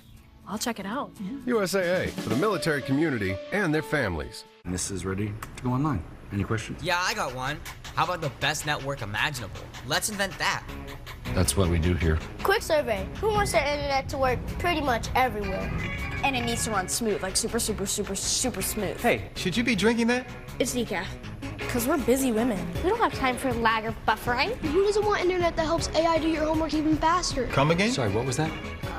Introducing the next generation 10G network, only from Xfinity. The future starts now. The Bush Guide, cold and smooth survival skills. If you encounter a black bear, do not run. It may stimulate the instinct to chase. Instead, make yourself appear bigger. Bigger. And speak firmly in a loud voice. Bush. Good boy. Head for the mountains. For the lead, Denny Hamlin, Martin Truex. They are 10 seconds ahead of the field. Now here comes Brad Keselowski, who just stopped for fresh tires. He should blast right through here. Man, I was so excited to see if they were going to stretch it to the end, but they were losing so much lap time. They had to just abort, come in, put on tires, and try to stay only one lap down. Right? I was going to say, you nailed it right there, Kurt. Very important to get by these leaders right here. You get trapped 2 laps down, big trouble. Day's over. And while we were in break, Willie B got into the wall and has come back to pit road for repairs. Heads back out. This keeps getting worse. Here's what happened. Loose. Ooh, right in front of Daniel Suarez. He got in a wall, but again, it saved him. Yeah, he's getting good at that. So, hey, right rear wall. Oh, thanks, Wall. He has apparently caught whatever Joey Logano had last week. The yips? No, the end of the wall. And oh my gosh, it's going to be one of those days. It happens that way sometimes. So you got a pole sitting car and you feel overconfident, and you ended up with just too free of a balance, and now you got to deal with it for 400 miles. You know, you hear him talking about bouncing on that right rear. I'm thinking that car's too low and it's riding on that shock. Just keep sending that suspension to, solid, and it'll come out from underneath of you in a hurry. 15th here. Here is Logano having a much better day than last week, racing Josh Berry as Alex Bowman continues to heal up from a broken vertebra from sprint car racing. Steady Eddie doing exactly what he needs to do to fill in. Steady Eddie. Jamie? It has been a difficult weekend for the 22 at Joey Logano. That debacle last week, it was one problem after another 31st place finish for the 22. Yesterday they unloaded, first practice run, they brought it right back in, wanted to make changes, threw a bunch of changes at it. Caution came out, he never got to go back out on the track, so the team did not know what they had today. Joey's saying it just will not turn. He qualified 6th, but now he's fallen back to 15. Kevin Harvick, 13th, battling Chase Elliott. That's a flip side of that conversation, Larry. You know, you said that we heard Denny Hamlin's crew chief there talking about just the weekend's perfect, right? Everything was set up accordingly, didn't have to turn a bull, wedge bolt, nothing. Everything was exactly according to plan and what the sim gave us for this weekend. That 22 car sims definitely got some sort of virus going on, not spitting out the right information. No, I like it when you find that zone. When you're in the zone, crew chief, engineer, driver, that's when things just start to slow down and you're able to digest it. But yeah, Chase has actually gained 11 spots since the last caution. Larson is obviously digging out of the huge hole that happened early on. Hendrick cars are moving forward. Regan can update us on Larson, who's fought his way up to 10th place. Well, Mike, he is digging out of that hole that Kurt just mentioned, but so far it's going very well inside the car. The car is perfect through turns 3 and 4. He told the team turns 1 and 2, just a little bit of work to do there. He's a little bit too free, but very calm and collected for Kyle Larson right now. Doing what you need to do, not making mistakes. Had a green flag pit stop, capitalized on that. The race being spread out like this. When it was jumbled up on that restart, he couldn't make any hay at all. 2, 3 wide in front of him, a lot of dirty air. The race is spread out, and he can methodically pass them one by one. Here are the standings coming into the race. We'll award stage points here in 2 more laps for stage 1. Stage points so important with these teams. Heard Bubba Wallace tell us how important that is, how desperate they're needing stage points to get back in this points game. Then on the flip side of that, the playoff picture, once you get into that playoff, get in through the stages, that's that padding that you need. Yeah, this is Denny Hamlin about to come back around and grab a stage win, and those are the big points, the big ones that roll with you. Brad's just trying to hang on to that lead lap. Well, 1 down. He was 2 down. Yeah, he's just, so now he's the tail end of 1 down. Exactly. If he can stay in front of Denny, and he will. Denny Hamlin gets the stage win in Kansas. His 4th here, and his 2nd stage win of the season. Larry. Denny Hamlin, stage 1 winner from Martin Truex, Ty Gibbs, Tyler Reddick, and Daniel Suarez. Remember how lucky we are to get to do this every week? We remember the racing, Allison, look for another way around. the action, I'm speechless. This is the greatest day of my life. the calls, They did it! 3 in a row, Jimmy Johnson! the community. But when we look back, we also need to remember the men and women who serve this country and all they do to keep us safe and free. For COPD, ask your doctor about Breztri. Breztri gives you better breathing, symptom improvement, and helps prevent flare-ups. Breztri won't replace a rescue inhaler for sudden breathing problems. It is not for asthma. Tell your doctor if you have a heart condition or high blood pressure before taking it. Don't take Breztri more than prescribed. Breztri may increase your risk of thrush, pneumonia, and osteoporosis. Call your doctor if worsened breathing, chest pain, mouth or tongue swelling, problems urinating, vision changes, or eye pain occur. If you have COPD, ask your doctor about Breztri. Stage 1 is in the books. Time for our Credit One Bank ones to watch. Let me guess. No. Who you got your eye on? Do you know what I'm going to say? Anybody with a Toyota, I mean, they are dominant, absolutely dominant today. Yeah, so far I'm liking Kyle Larson's rebound. So that's who I'm watching. The way that he stays calm, he's just like Zen mode running through the field. Ty Gibbs, you know, he's running third right now, and if he can run with these veterans at 2311 and Joe Gibbs Racing, wow, he's having a pretty good day. Absolutely. Larry Mack. Yeah, Mike, I've got my eye on the only driver that seems like he can run up near the front that doesn't have a Toyota inside that race car, and that's Daniel Suarez in that 99 car. He finished in the top 5 there. We saw it in practice yesterday. If you look at his last 8 races, he only has 2 top 20 finishes, so it's actually good to see him running up front. Yeah, I'm going to go with Chase Elliott. We haven't heard a lot from Chase today. 2018 winner. Started back in 21st today, has worked his way up to 13th. He's definitely somebody we're going to have to watch in this next stage. Back to you, Mike. Jamie Mack, thank you. Those are your Credit One Bank ones to watch. You know, obviously I was talking about the Toyotas and they're the fast and the speed. The ones to actually watch is this pit road. Whoever can beat each other. Looking at those 2 cars right there, Mark Truex Jr. and Denny Hamlin. Whoever's team can put that car out front in front of the other one when time's right, that could be the winning combination. Probably will be. Yeah, this is just the second stop of the day. There's still so much more work that they have to get through. But again, it's minimizing mistakes. And here we have a yellow flag pit stop where you can lose a lot more if you're not on your lights or if the pit crew stumbles just a little bit. Austin Cindric will get the free pass here at the end of stage 1. Here come the lead lap cars to pit road. Jamie. 45 at Tyler Reddick led 23 laps already today. Felt okay taking off. Builds free. It gets almost as loose as it did in the first run. So they want to go more on those adjustments from the first round. It stops 4 tires there. 11 of Denny Hamlin. Felt okay. Little bit free. Said, let's try an adjustment here. A little wedge adjustment for him in a 4-tire stop region. The 19 of Martin Truex Jr. was good initially after the green flag stop, but it went bad loose into turn 1 and needs rear grip everywhere in the 54. Ty Gibbs liked the adjustments they made that run, but he doesn't have any rear grip right now. And here's your race off pit road, sponsored by Ram, with the first 3 cars holding position. Daniel Suarez picks up 1. I was hating. I was going to have to circle that one. Yep. -5 for the 45. Saw that one. Hard to make up what you lose on pit road, Kurt. Just got to roll your sleeves up and get after it. Mark Rita, an original employee of Fox Sports, passed from cancer Friday.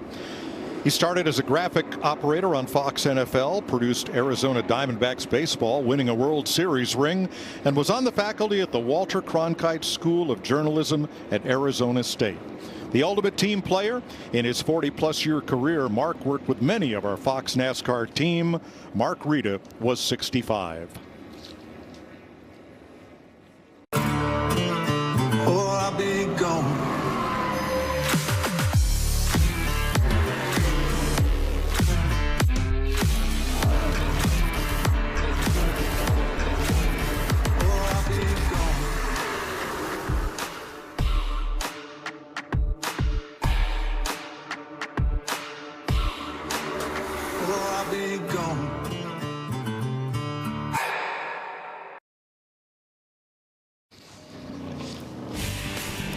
Welcome back to the Advent Health 400 from Kansas on FS1. We're at the end of stage 1. The Standells sang about dirty water. Larry's going to sing about dirty air with his Toyota Cutaway car. You know, one thing you'll hear today at Kansas Speedway is a driver talking about being in dirty air at this fast mile-and-a-half racetrack. So let's go to our Toyota Cutaway car inside the Toyota Tech Center, and let's kind of show you what he means by being in dirty air. Now, this is a car that's out front in clean air. It has downforce on the front, downforce on the rear. But if there's a car that's behind this car or back in traffic, it's in the wake of that lead car. It's going to start to feel the effect even 15 to 20 car lengths back. The closer it gets to that lead car, it starts to take more and more downforce off the front of that car. When it gets real close to it, it has completely changed the handling characteristics, and that's why today, Mike, you'll see drivers moving around, yes, looking for grip and speed, but their big thing they're looking for is to get out of that dirty air. Thanks, Larry.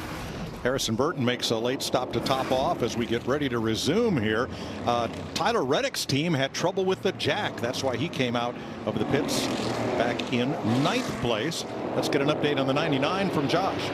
Yeah, strong run so far for Daniel Suarez in that 99 car. Told him he was doing a great job of running the bottom. Now, his only complaint was that the car just a little bit free everywhere. Well, they told him, we're going to make a wedge adjustment in that last caution. He said, hey, let's not go too far with this. I like being a little free so I can run the top, guys. Harrison Burton's stop was to retighten the right front lug nut, and Kyle Busch had a problem on his stop. He had to back up into his stop so they could tighten a lug nut, and then he got nabbed for speeding on the exit. Here's some Kyle Larson audio. He's in 8th place. I've looked down and over with, pass with, but Nick has came down to me multiple times about Tyler apologizing. Yeah, no, I mean, that's fine. I got tied, I had no run. You're trying to line, it's fine. All good? Nothing phases that kid. Every single time something happens, it just doesn't faze him. Never leaves his cool. Like, no problem, no drama. Just put me back behind the wheel. All right, we're going to listen in on the 99 spotter, Frank Kimmel the third, as they come to the Geico restart zone. Ready, come on. You all are better connected here. Here's a big push out back here. He's going to split you. He's all by himself down there. Did not push you. Into the inside, took the position. Oh, they had to check up. Oh, he's in trouble still. Whew, Suarez almost got turned around. I mean, it all started with Blaney on the bottom, and he had to check up big, and it was like a chain of events all the way up to the top. He moved up, tried to make a block on that car on the outside. It was a dark car. I couldn't tell which one it was, but almost turned him around. That cost Suarez 8 positions as the battle for the lead is back on. So this is important. Watching those two cars, there's without a doubt that Martin Truex Jr. 19 car has the short run speed. Did they make an adjustment there that he can match the long run speed of the 11? That doesn't surprise me there. Saw the same thing the last run. But what this is right now, it's an arm wrestle right now of who's going to take the lead and get the clean air, the most clean air early in a run, and Truex wanted it big time. 3rd place, 3 wide. And Chastain pops up in front of Ty Gibbs to take that spot. 3 wide behind them. Here comes Chase Elliott, bottom of the racetrack, bottom to top. Yeah, he sure for did. Elliott. Clear, buddy. Now he's going to try to roll the momentum off top side, and he will clear Bubba Wallace down the back straightaway. That was a bold move. Did you see Bubba Wallace move up and take the air off the nose of Larson? Just what Larry was talking about in that cutaway car. Took the air off of him. He shot to the outside, had to lift out of the gas very tight. Pretty wild, these guys. I mean, there's so many different battles to choose from, and here these guys have been stuck side by side. Are you going to kind of give and take, get going, get single file? Yeah, coming off 4, Reddick turned down underneath Ty Gibbs, completed the pass, and now closes off the high lane. And then Bubba was able to make a move back and take that spot back away from Chase Elliott. Still out there, 54. Well, that's Josh Berry moving up on Daniel Suarez. Not a good restart at all for Suarez. No. Now we're mired back in traffic, lost all the clean air that we had gained. Time to start over. Yeah, his car might be fine, but he got blitzed by Blaney on the inside, and as soon as your momentum is taken away and you get caught in a spot you don't want to be in, it's like you're just on 1 foot and everybody else has got 2 to run by you. I hate to say it, you heard that. You heard it in his spotter. His spotter told him, coming to you, here comes the help. Did not tell him that he's going to the inside to make the pass. I know probably saw that in his mirror and elected not to go down and make a block, but that block, or the lack thereof, is what put him back there in a traffic. We have got a 23-11 Big Mac. Sorry, I mean, I was looking all at this. I'm like, boys, these were all teammates with each other at 23-11 in a certain capacity. And it's like, God, everybody just settle here. Well, Bubba Wallace just about shaved the nose off a Ty Gibbs car coming up in front of him there. So there's a short run speed. We just talked about it. Now Denny's drove back to him. The problem might get to the inside of him here. He'll side draft him all the way down the front. The last time it took lappers, used a lapper to make the pass. Truex back on his door. It's going to be a matter of will Denny slide up in front of him and take away the momentum. I don't think he's going to get it done yet. Hanging on the outside, Truex. Here he comes back off of 2. These Toyota guys know that they've got a 1-up, and it's a matter of who's going to be in position the longest. It takes me exactly back to what I just said. The 11 to Denny Hamlin, he's going to need some help, and there's no lap traffic. Obviously, right off of a restart, Lap traffic is nowhere in sight. He's going to need that pick. Might have to just ride here, Kurt. Yeah, I'll tell you, the 45, though, Reddick must have slipped up because he's getting swallowed up by a bunch of cars right now. He was just battling for third, and it just continues to slide a little further back. But, I mean, these guys, again, we talked about Hendrick. We talked about with the Toyotas, with 2311 and JGR. That's who we're seeing. The cream is at the top. I noticed the right front of the 5 when it went by. He's been in the back of somebody. The lettering was rubbed off of his right front tire. Wallace on Chastain for third place. It's off the right rear, too. It tells me he's been in a wall, Kurt. Yes, I believe you're right. Hey, we just saw Chastain. Let somebody go by. All right, bud. Hey, now. Baby steps. Too soon. It's got a long way to go. Blaney in 7th. Christopher Bell drops low in turn 3. Single file in front of them. Still there. That's it. Blaney is the first Ford in 7th with Harvick in 12th. Here comes that battle for the lead again. Denny's a faster car on this long run, but somehow, some way, he's going to have to make this bottom work. Maybe a slide job, Kurt. This is that opportune time. That right there, that percentage chance of sliding up now, do it. Just take it. There it is. Yep.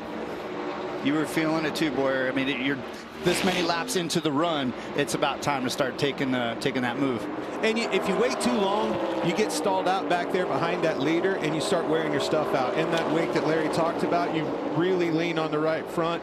You can get that car tight and get yourself in trouble, and all of a sudden that advantage goes away. It's a little cat and mouse already. This is interesting. Here he comes back. Yeah. Truex on the bottom. I'm liking this. Denny didn't get off of 2 very good at all. These guys.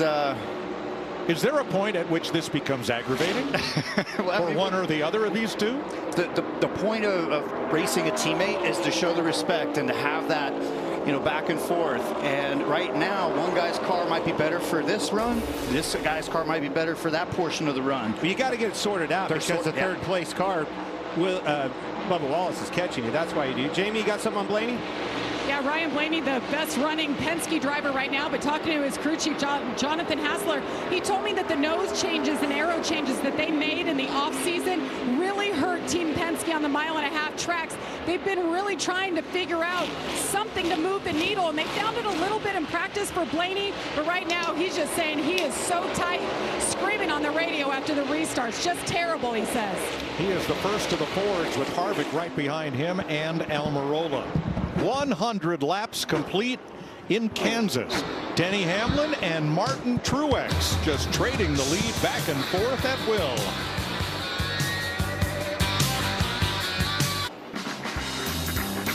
Been a big week in Kansas City. Brooks and Dunn Thursday night. The Trucks Saturday night. There's the old Western Auto sign. His very landmark. Hi, DW. And the Savannah Bananas, of course, last night for some of our crowd. And here at the Speedway, Denny Hamlin and Martin Truex. Wow.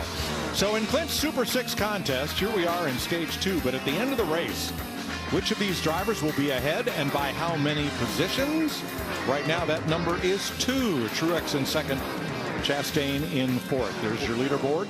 We know where the odds are in that question there, but Kansas Speedway, for whatever reason, always has some sort of caution comes out and just flips this race for all sorts of frenzy.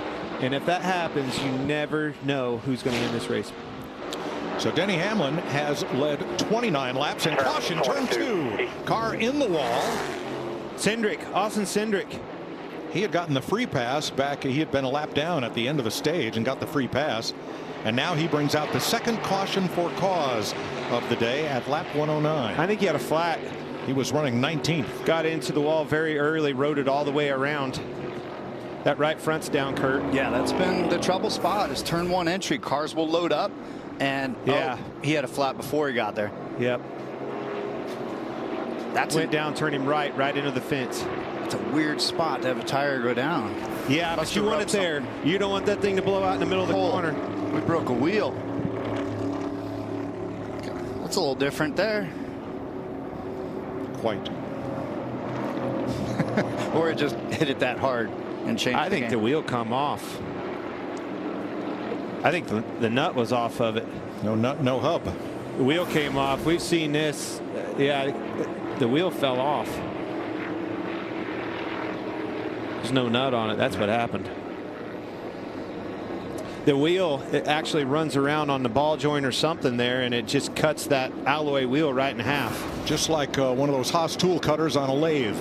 It just goes right through the wheel, and nut was off of it. The wheel falls off and still holds on somehow, and it'll ride around in that rim and cut that thing right in half. So let's talk about there's a bolt on the bottom of the A-arm, and if that wheel wobbles, it'll just sit there, to Mike's point, and cut it just like you put it in a lathe. So let's talk about who benefits here. Brad Keselowski on the stage-ending caution took the wave around, and this caution will put Keselowski solidly back on the lead lap. I like it. I think I saw the lug nut right behind that truck on the ground. I like nope. Maybe it was a water bottle. You were hot with that circle pin. I saw something shiny. Hey, you think it's hot out there? Boys are drinking some water today. 90+ degrees ambient temperature. That lug nut's somewhere in this racetrack. We're going to have a big pit road. Yep. It's going to be busy. Here they come. Jamie. Bubba Wallace 17th to 3rd. Pretty happy driver right now. Car's pretty neutral. Could be a little bit tighter, so they'll make a slight adjustment with air pressure and 4 tires there. Denny Hamlin, same thing. Said he wants to be just a little bit tighter for the exit of the turns. Wants a little bit more of that last adjustment and a clean windshield there. Regan. Martin Truex Jr.'s team told him, we see what it's doing in the data. We will tighten your car up some for this next run. And the one car, Ross Chastain, has been loose all day. This run, though, it was better. It stayed tight the whole run, and he liked the consistency of the car. Here's your race off pit road. Chase Elliott, team backing up in the background right there, guys. Had trouble. I don't think they got the lug nut on or something. Costly air just had got into this equation for the lead. Had to back up. Put the left rear, you see him working on it. I think the lug nut wasn't on. Man, that'll drop them all the way to the back. These boys stay tough on pit road. Well, they're battling just as hard in the infield as they are out on the racetrack here in Kansas. Love it.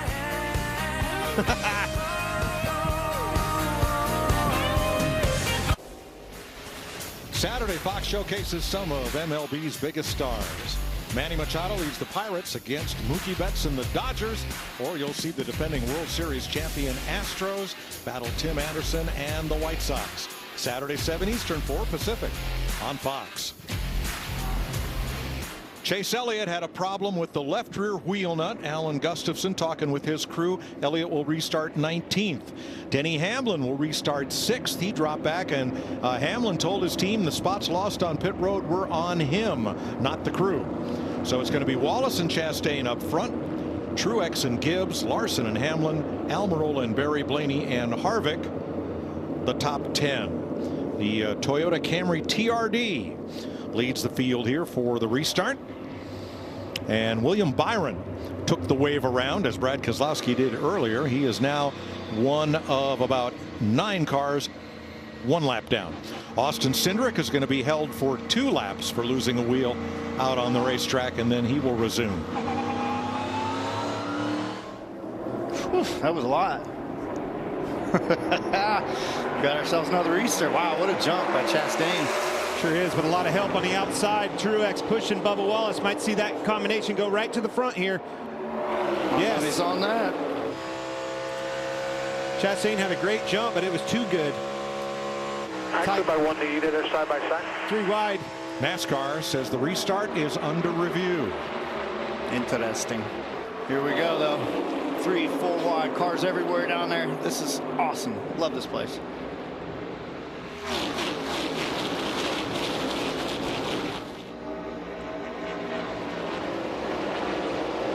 Guys everywhere. It's just so neat to watch the way that some people use the momentum, and some guys want to stick it on the bottom.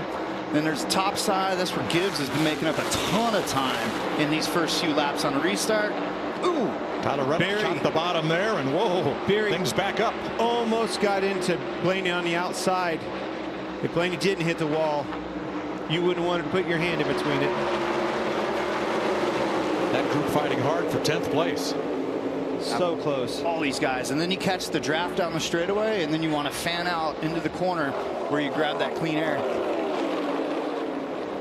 How about Bubba liking that clean air? Bubba's feeling the groove, and we got Truex making a pass for second.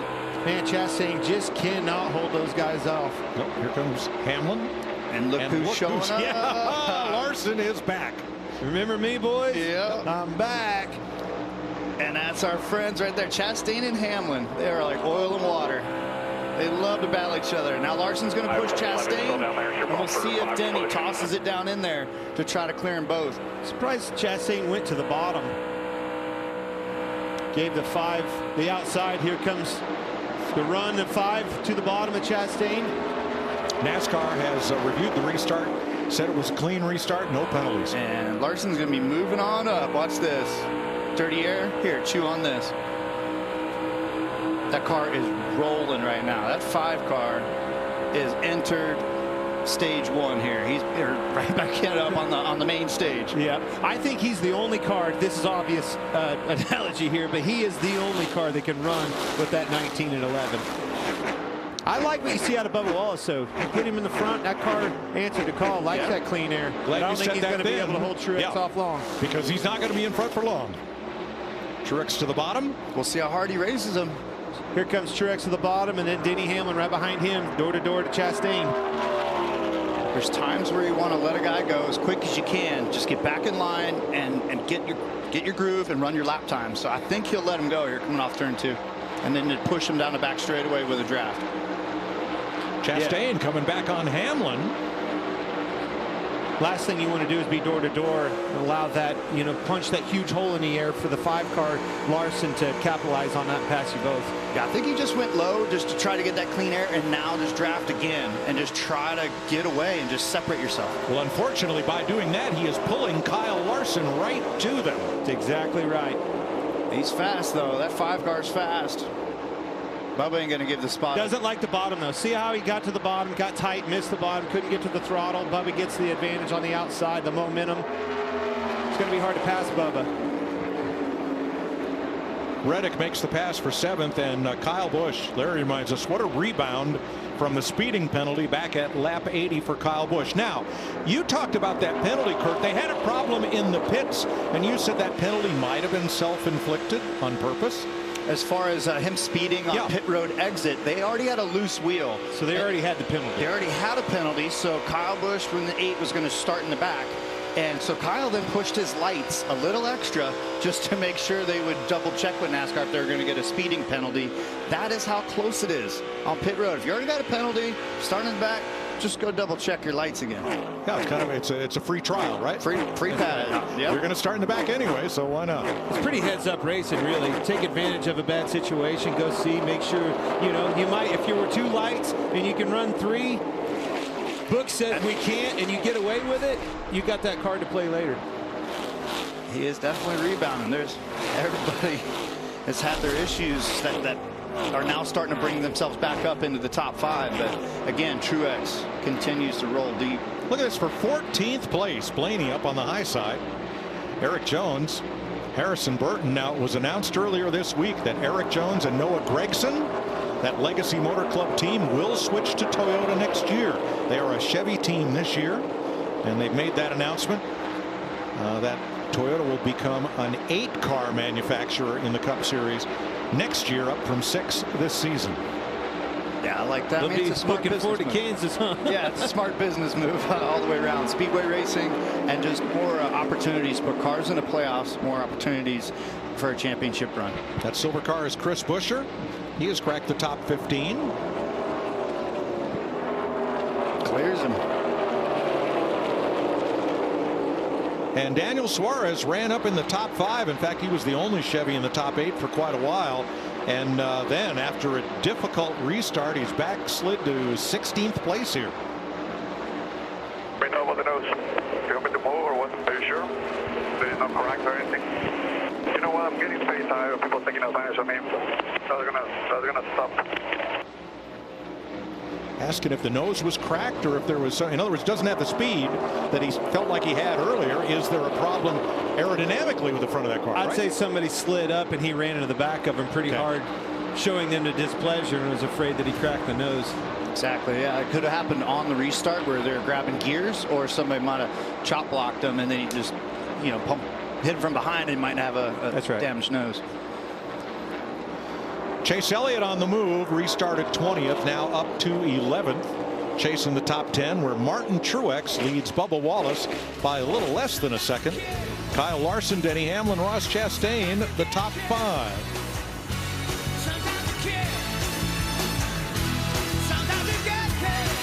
There's a thin line in the NASCAR Xfinity Series between being a name they know and being a name they'll never forget.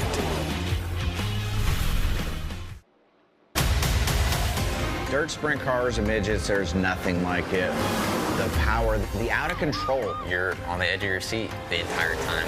Everything you do is so fast. Racing obviously is dangerous. At the end of the day, I'm more alive being a race car driver than not.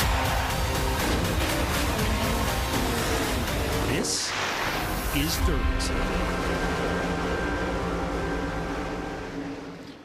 That's a new 5-part documentary series, Dirt, the Last Great American Sport, chronicling legendary competitors battling wheel to wheel across America. And it premieres Tuesday, May 16th, 7 p.m. Eastern on FS1. Here at Kansas on pavement. Third place heating up here behind Martin Truex and Kyle Larson, Bubba Wallace and Denny Hamlin. Now a few. Let the boss go by? Not so easy. This is that transition point of the tires. On some guys have that short run versus long run, and I don't think Bubba's got what he needs right now to be able to hold off Denny.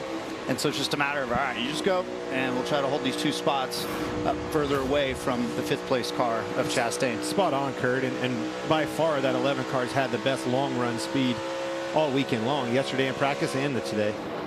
William Byron made a pit stop a minute ago. Todd Gilliland was just in for 4 tires. And see, that's right there. Boom. That's a perfect, let the boss go by. Let's just get single file and go. But we've got to replay. We've got to replay my little brother in the 8 and the 45. And then you had the 48 underneath where it's 3 wide. But it was earlier in the run, and nobody was going to give as much as 2 teammates would. So let's pull that footage of the Kyle replay. Well, this is the audio I think we got on Kyle. You guys might have to set me up a new pair of underwear here at the next break. Good for. That was a lot going on in a short amount of time. What do you mean? You weren't clear? Let's show you what happened here. All right, Kyle's in the middle. What do you think, Boyer? Should the 45 give up this spot? Well, he didn't. He just about, yeah, very tight off of 4. You run out of real estate up there. Just barely got into him, but he's right, boy. That could have turned him right head on into the wall and ended his day. Yeah, he was stuck in the middle there. Just needs a change of shorts, as he said. They all survived through it, though. They were battling for 6th place. Busch now in 8th. Berry back in 10th. Reddick up to 6th. 30 to go in this stage, 3-0. Yeah, this is where you, as a driver, you just lock in now. Now you're really focused on your tire wear and feeling that left front tire versus the right front tire. You know, is the rear sliding around a bit too much? But this is where we settle in and find the rhythm. I think America's ready to lock in the volume knob. I like that. Let's crank it up.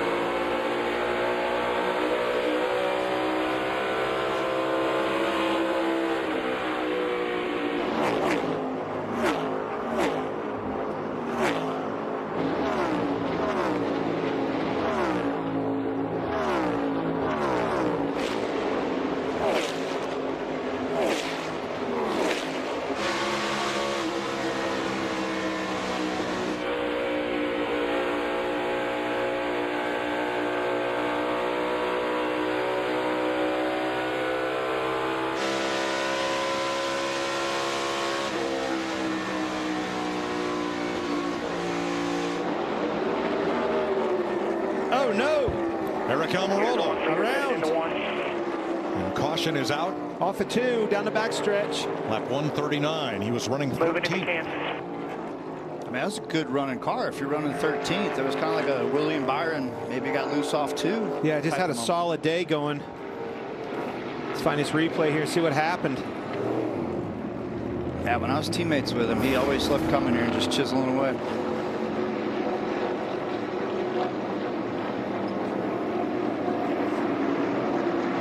Wow. These cars, I tell you that was fast. That line of when you're in yaw versus when she snaps around, it's so tight now. Yeah, you just can't trust it, can you? You can't get away with letting that thing hang out, running this thing. You can be free, but you can't be loose. You know, he needs to take a page out of William Byron's book. You got to put the right rear on the wall to save the car. Got the right front coming apart. You see it flapping. Man. Be careful. Don't make it worse here. But now, since he didn't touch the wall, the car came around that much quicker. So Harrison Burton should be the free pass car on this, officially the 4th caution of the day. Larry, 26 to go. Need some track position. Can we gamble here? I don't know, Clint. That would be a big gamble right there, because we've run basically 24, 25 laps on these tires. I'm not sure I see it. Never say never, though. Man. Up 18th, 16th, 18th, somewhere around in there. Need some track position. 26 to go. Can I put 2 tires on, get it? Better myself? I like what you're thinking, to be able to try to challenge and grab a few stage points if you're just stuck back there 15th on back. But I think we're going to see most everybody. Now might be the time to try it. Now, if you're going to try it, this would be the time to try it. You wouldn't pay near as much of a price as later on in the race. Yeah, that's right. I mean, it's a golden opportunity, but I think it's almost too golden. I think you're going to see several of them maybe attempt to try it here. I would. Why wouldn't you? You got to change your day somehow. If we've been stuck mired back in 12th to 18th land, can't get anywhere, get me some track position. Let's see what this baby does. So NASCAR is now updated, and they're saying that at the time of the caution, Almirola had just gone 1 lap down with that spin. He would have been the free pass car, but because he's the caution, there will be no free pass. Jamie. Bubba Wallace trying to get win number 2 here at Kansas. When he was out front leading, he said the car was tight. But of course, when he got back in traffic a little bit loose, wants to be tightened up. They're going to do that with a little bit of air pressure and 4 tires. And his boss man, Denny Hamlin, now he's a little bit too tight. Been asking for him to tighten him up with some adjustments. Wants to go back just a little bit to help him on the short run. 4 tires here for the 11th, Reagan. Mark Truex Jr. still getting too loose on exit. Can't get the gas pedal down like he would like to as well. It lasted longer, that run for him. In the 5 of Kyle Larson can't get the nose to work in turns 1 and 2. Look at the 11 and 19 side by side. Look at Larson. The pit road behind Larson. Wow. Thanks, boys. Needed that one. Uh-oh, what happened to Ty Gibbs? He might have a loose wheel. Loose wheel is going to back up. Caught it. Didn't go out on that racetrack, saved the penalty, but the penalty damage is done. Whew. A lot of activity there on this 4th caution of the day for Eric Almirola's spin.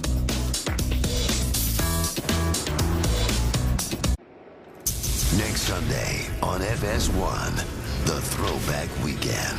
We're taking a peek into NASCAR's past. It feels like he's stepping back in history. From the very beginning, the Lady in Black has been leaving her mark. Oh, into the wall! The most challenging. One of the toughest 500 miles. Is history bound to repeat itself? It ain't over yet, boys. Find out at Darlington Raceway. Coverage begins at 1:30 p.m. Eastern on FS1. And we've got a star-studded cast of guest analysts. In Stage 1, Richard and Kyle Petty will join Clint and me to call Stage 1, and you'll flip over this news. Stage 2. How about it? Finally! Carl Edwards. And Bill Elliott returns to call Stage 3 with us. You know, I loved Bill Elliott in the booth last year. That was such a neat experience for me. Didn't really know Bill very well. Very cool hang, and just his knowledge of the sport. You know, just because he's been gone doesn't mean that he hasn't been around this Cup Series. He has followed along with that son every step of the way, you know, here almost every weekend. And be so great to have Carl Edwards with us. It's been a long time. That's the one I was really excited about. We've all been working on that. Everybody wants Carl back.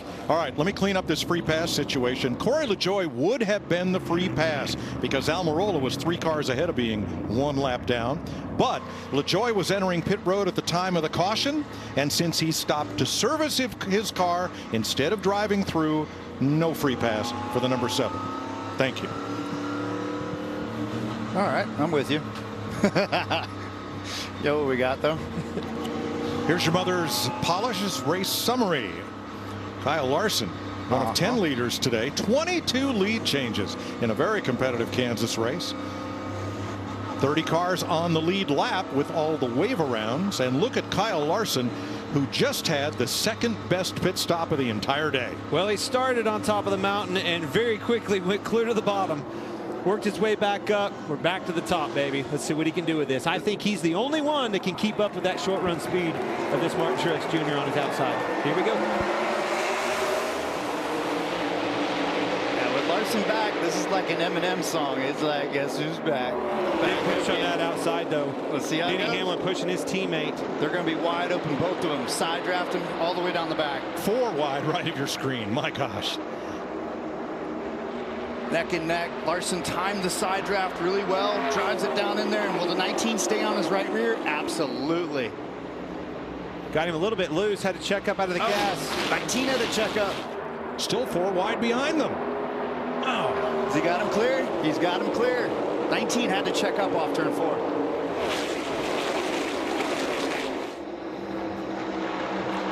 These boys. Look at Kyle Busch coming back into that. Oh, he had to lift off of 2. Big lift. Got tight. That's that big thing. Now you got Bubba down to the bottom trying to clear. Throw it on in there. Bubba clears Chastain. I like it. With Elliott coming on the bottom. Man, and Kyle Busch up top. Almost got into Bell off of 4. So close. And there you go with all those lane choices. Everybody just fans out through the corner, and it's going to be a battle all the way down the backs. Chastain's going to side draft Kyle all the way down into 3. He's going to aim for the middle. I think he'll try to chop down on Kyle. And he did not. Now they're stuck 3 wide. And he had to lift a little bit at the wall. Gave Chase Elliott an opportunity. He's going to pass them both right here. 2 for 1. Sure did. That's 5th place. Thank you very much, boys. That was like a double down at the blackjack table. Where did these Chevys come from all of a sudden? Big block. Truex moved down, blocked his teammate. Denny Hamlin not going to make him happy. Had to check out of the gas, and here comes Wallace for a pass. Think he wants to cash in on it? Is he going to settle? Chevrolet now with 4 of the top 7 spots. Toyota has 3. Ford's 8th and 9th. We've got a battle now. Bubba can really drive his car deep into the turn 3. But he's going to pay the price here. He's going to be stuck behind these 2, and now it's a matter of which lane do you go? In all of them.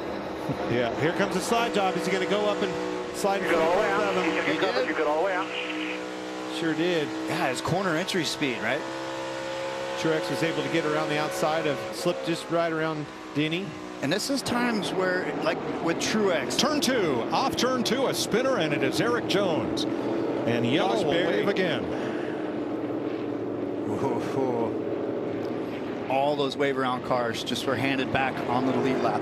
Look at the 1 in the 8 battle. I don't think Kyle Busch liked that. That's one you won't see that Chastain messing with. He'll bite back. Josh Berry, I think this all started up here with a 48. Eric Jones was a part of that off of 2, but the 48 was spun with the left rear. You see both of them down on up the racetrack a little bit more in 3. Let's see what happens here. So we're on board. Ty Gibbs looking ahead.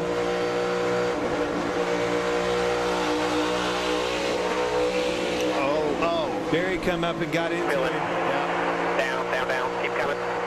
He had been pushing that pretty hard.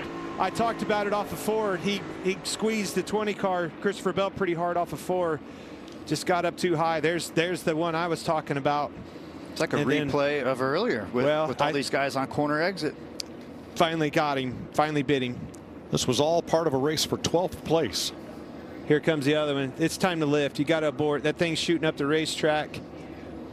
Time to lift, and that one caught him. Unfortunate. He's been doing a great job. Was right there in the top 10, back half of a top 10, doing exactly what he needed to do. Got a little bit greedy there, Kurt. Yeah, I mean, when you put 2 yellow back bumpers together, it's tough. There haven't been in those situations all that often. You know, Eric was a totally different wreck. Eric Jones. Oh, was that at speed? We'll find out. Things heating up in Kansas as if it couldn't get any hotter.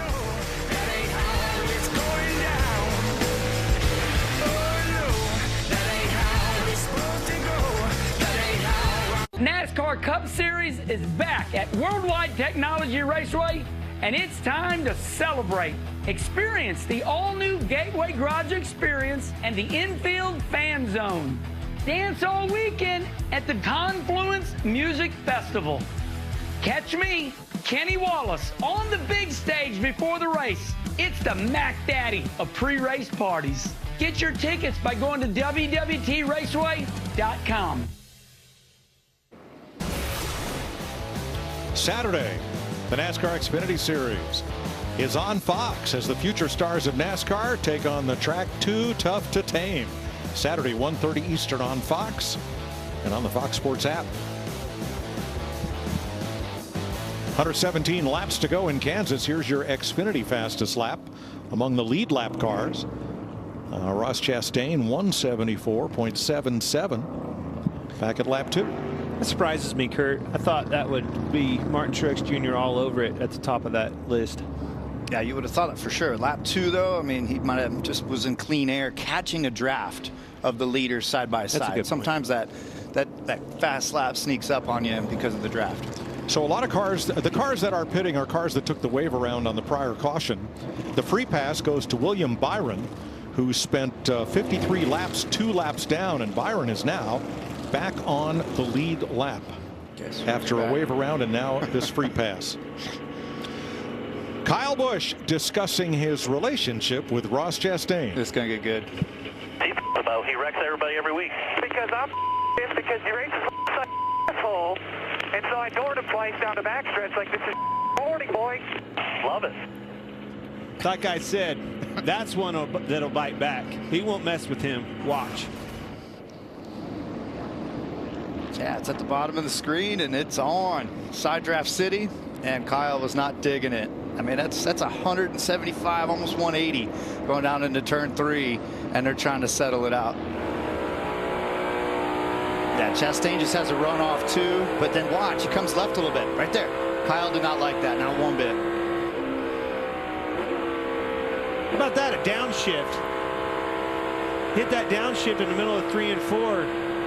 That's something that I didn't expect with the speeds that we see on this mile-and-a-half track. Yeah, might have the momentum lost there. Now it's just a way to recover quicker.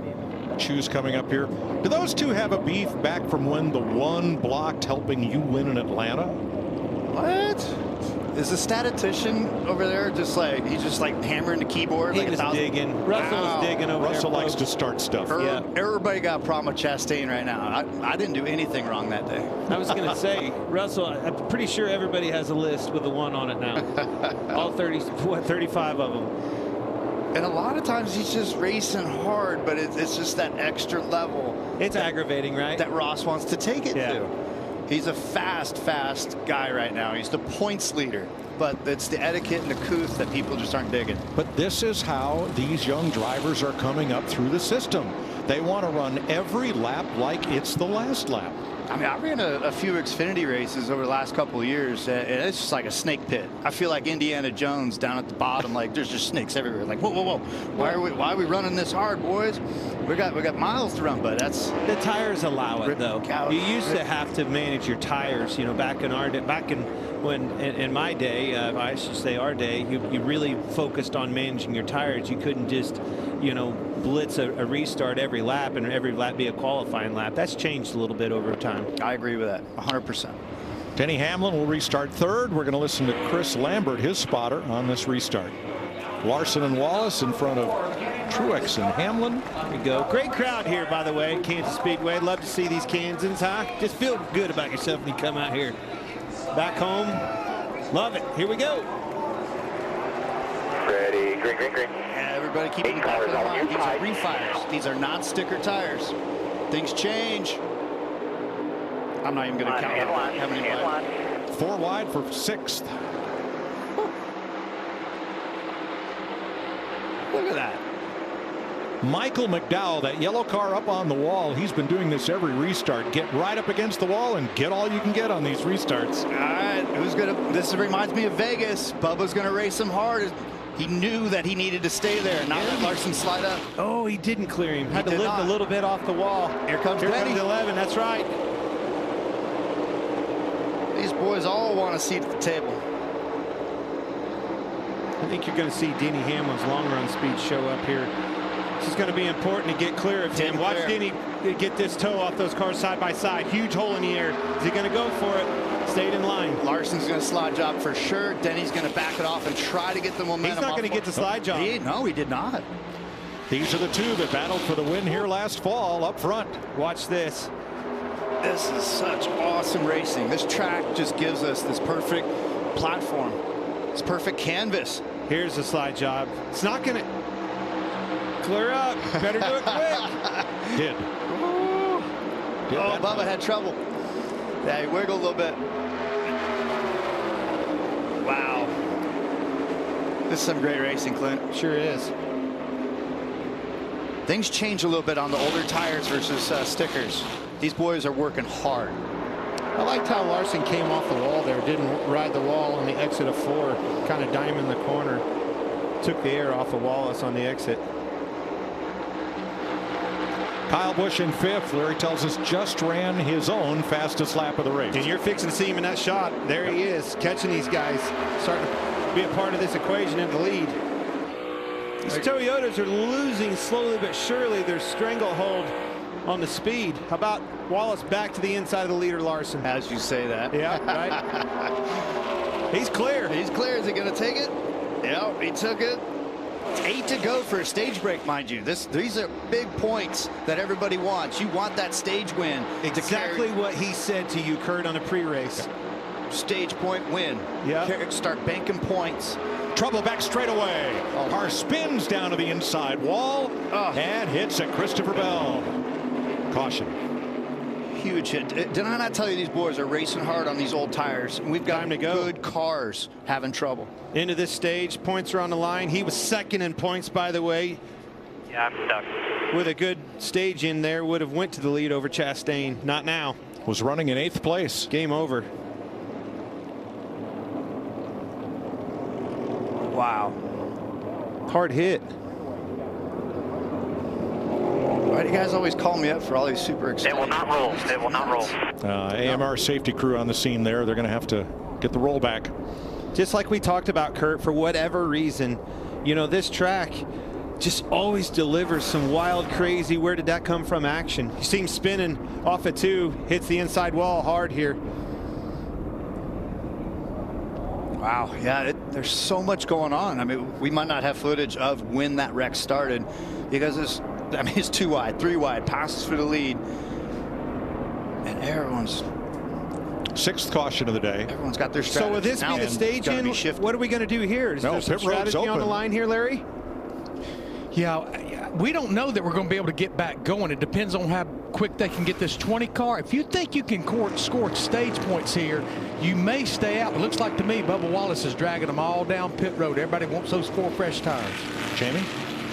And Bubba Wallace gives up the lead there. The radio communication said, we're going to flip this stage. Bubba said, whatever it takes to win the race, that's the big picture, whatever we need to do. So they brought him down 4 tires here. They're going to tighten him up just a little bit. Denny Hamlin in as well for 4 tires. Regan.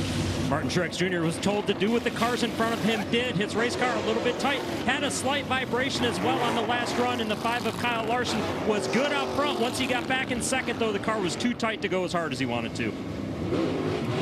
Well, the Fords stayed out, Logano and McDowell and Buescher. Trouble on Daniel Suarez's car. Very long stop as they're looking at the front end of his number 99. 6th caution flag of the day. This one for Christopher Bell.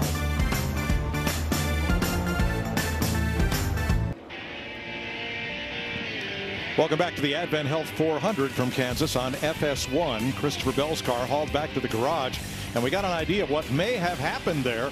Ross Chastain was right in front of Bell exiting turn number 2, and our view is out the front of Chastain's car, but listen as he navigates turn 1 and 2 right in front of Bell. That Chastain guy, come on, really? I don't put this one on him, but it's definitely in the equation. So we have a ghost car view of it. This one's difficult because the GPS is off just slightly. Looks like the 1 car is definitely checking up. A 20 misjudged it. But let's go to the in-car of the 1. Tight. Sliding up. There you see see the touring car wiggle the back of the car a little bit. I think the car just took off up the racetrack. Both of them like when he took off tried to pull under him and got loose. And here's what Ross had to say. Slammed into the left rear. Feels okay. Copy. Take a look at our pictures. See anything when you drove by? 20 City blew a tire. Oh, maybe when they got together, it cut the valve stem out, it cut the tire down. Must have. Again, these are scuff tires. These are heat cycles. It's a hot day, and this is a tough You can see the bend right here. That's exactly what happened. See this? That cut the tire down. Guarantee it. Probably cut the valve stem right out of the wheel. Put the tire down, got down on the wheel, and turned around. Mike, can you help reset us here? Well, for this restart, we're going to go back to 8th place in Brad Keselowski and listen to TJ Majors on the restart, spotter for the number 6.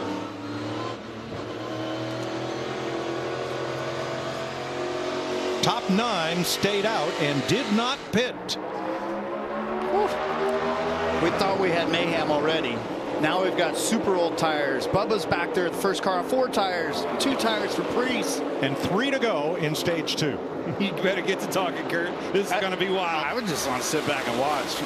Race is on. McDowell holding strong on that outside. Loving that. Look at the battle. Here it is. Kyle Busch around. Holy cow. Oh, no. It's going to hit. It's going to hit huge. Hard. Glancing blow and caution waves. I would think that'll take us to the end of the stage, too. And I think that will go to Logano. It's showing right now. Well, that worked. Bailed them out. Not having the best of days, but Joey Logano got the stage win, but did not work for Kyle Busch and company on this 8 car. Big blow. Not sure who he got together with because they were 3 and 4 wide all the way back there. Yeah, I saw. You see Larson next to Denny Hamlin, gets into Keselowski there. They're bouncing off one another. Busch got tight. It looks to me like came from the outside. I'm just surprised there wasn't more cars that got collected and all that. It is so wild at the end of these stages on old tires on a track that just chews up tires. Everybody's just trying to get through it, but NASCAR wanted to throw another green and see some more action. I mean, well, they saw it. Whew. There it is, perfect. Where do we you start see looking? Busch getting tight on the outside of 4. He tries to cut down to stay out of Keselowski because Keselowski kind of got put in the wall. Cut across Priest and got turned around. Yep, and Priest was digging. He had 2 fresh tires. That's a product of a Kansas City restart. Look at that, 4 wide in front of him. 6 backs up. He tried to avoid it, got wrecked. And the end of this stage has some unfamiliar customers up near the front. McDowell 2nd, Gregson 3rd, Allmendinger in 5th, Ty Dillon in 8th.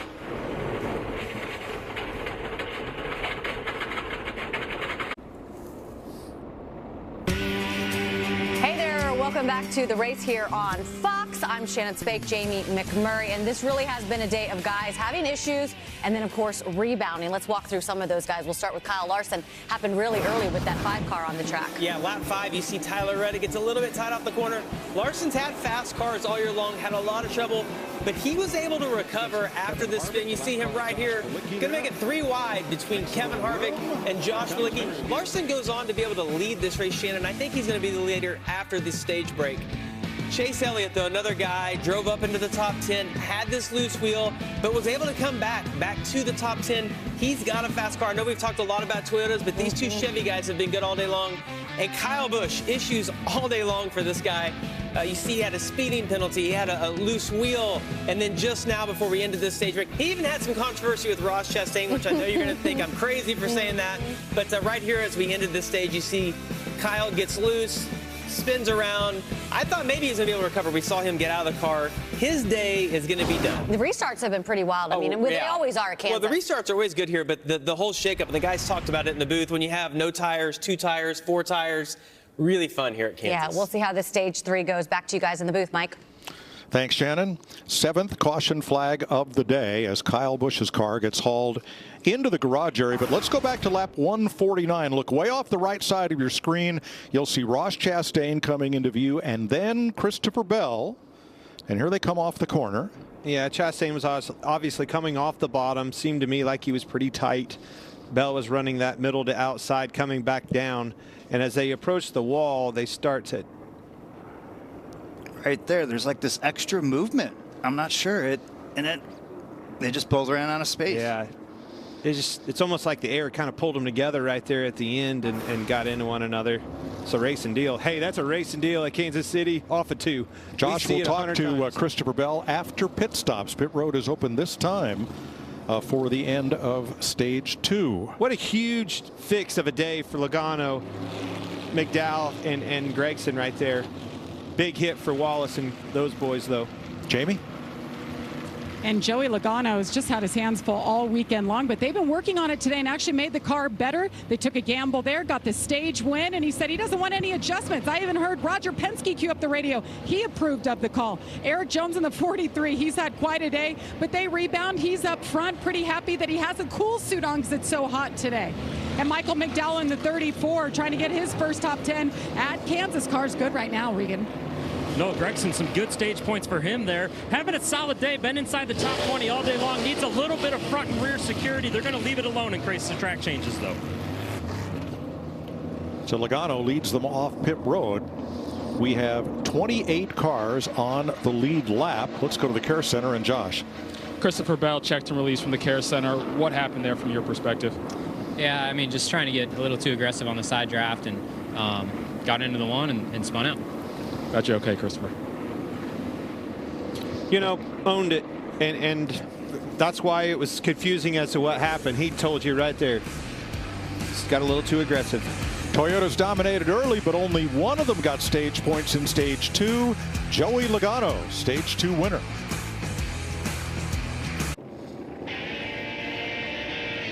.98 laps to go in the Advent Health 400 in Kansas. Toyota dominated the first stage of the race, but got only one stage point in stage 2. Denny Hamlin in 10th. Now things have cycled through with pit stops, and we'll go back to the care center and Josh. Kyle Busch checked and released from the care center. Kyle, what happened there from your perspective? I don't know, just tried to get below the 6 off of 2 there. I guess somebody was on my inside, so got spun out, but hate it for all my guys. I mean, we're fought from the back about every run of the race, just getting ourselves in the top 5 there finally, and just all the cautions kept happening to kind of throw off strategy and stuff like that. Got a lot of those guys up there on older tires, and it's just a crapshoot after that, and we were unlucky again. Thanks, Kyle. Kyle spotter Derek Nealon took responsibility on that one over the team radio. Yeah, just very frustrated, and man, that's a hard one to swallow, Kurt. Fast race car, made some mistakes, had penalties, bounced back from that. Hope starts coming back into the picture. Caution comes out. Then all of a sudden you're in a melee where you weren't even supposed to be. You were just starting to get into the shot of the lead picture, and now your day's done and you're headed home early. It's tough. Spotters want to take the blame, but the driver is always in charge, and Kyle didn't want to fall in behind the 6. As soon as you check up on a restart, you're sitting duck. Well, the 6 had trouble. He was actually just trying to miss the 6. Hey, how about this? Another restart. Stage 3. Here we go. Not that Chase Elliott just finally quietly got back to this lead pack, or showed up to the lead conversation here. Let's see what he can do. Martin Truex way high, 3 wide. Was really loose off of 2. Yeah, he was. Gregson in trouble. Way off the pace.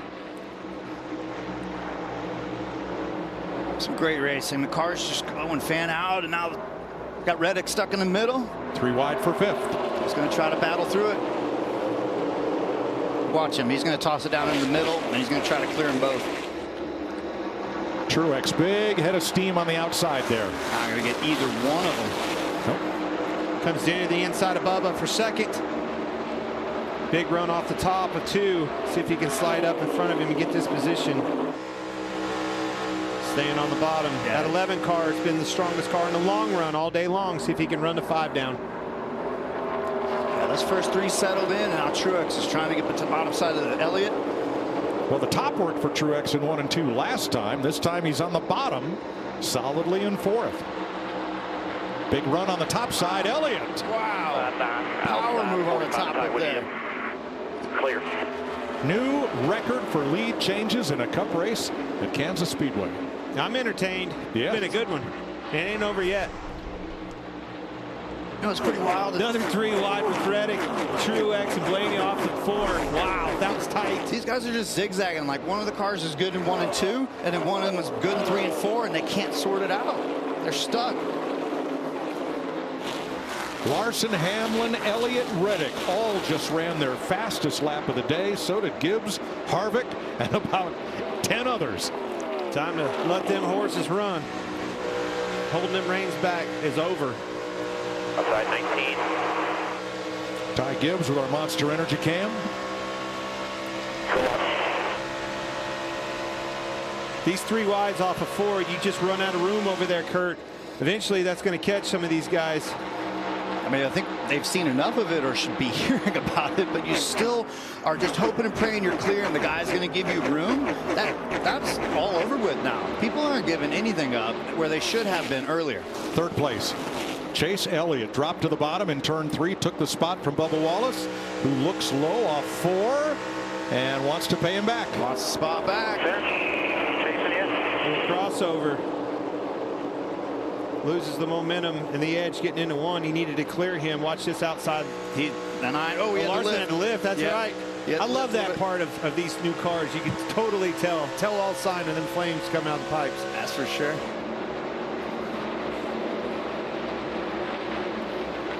These guys are digging now. So Logano really cashed in on that stage win, and now he's got his work cut out for him to carve back through. Harvick to the outside. Haven't mentioned his name all day. Here he comes. And the closer, they call him. Truex is backing up.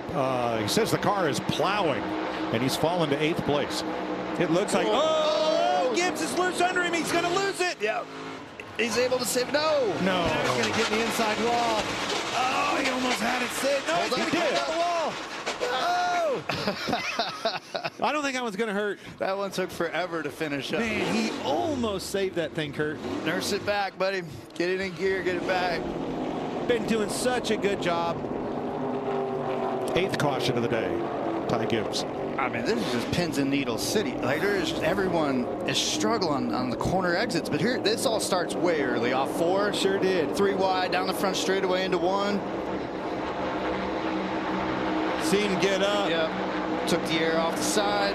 Got into 19 a little bit and got the car upset. And once it got out from underneath him, he just couldn't keep it straight and lost it. He may not have damaged this car. It was just a brush with the wall at the end. Well, and then again. This is just the tire coming off. The whole fender's gone. No, look at the right front. That one is going to cost you. Yeah. That is self-inflicted. Just drove around there too fast under a flat and unfortunately destroyed the car. Eric Almirola will get the free pass. Second all green. I hope he makes it back. Yeah, these cars, when they get the toe knocked out, or you got 1 flat, but 2 flats, they just won't roll smooth. Oh, boy. Let's hear what Martin Truex had to say about all this. This happened to Briscoe. At Talladega. Ran me into the wall once, and then he just drives to the side of me. Come on. Yeah. Game over. Business was picking up. You know, we talk about Ty Gibbs and the job that he's been doing quietly, just staying out of trouble, right? And was minding his own business. The old pressure cooker starts getting to you, and you start pushing it a little bit harder. Next thing you know, you get into your own teammate pushing too hard. A little bit of greed comes into it, and unfortunately bit him. Yeah, he's going to learn from this mistake. I mean, but it's been tough. It has been so tough off of these corner exits. The biggest mistake, though, was driving back too fast. Yes. Yeah. Yep. Ty Gibbs goes for a spin and puts us under caution for the 8th time today after a little bit of contact with Martin Truex. It's all it took.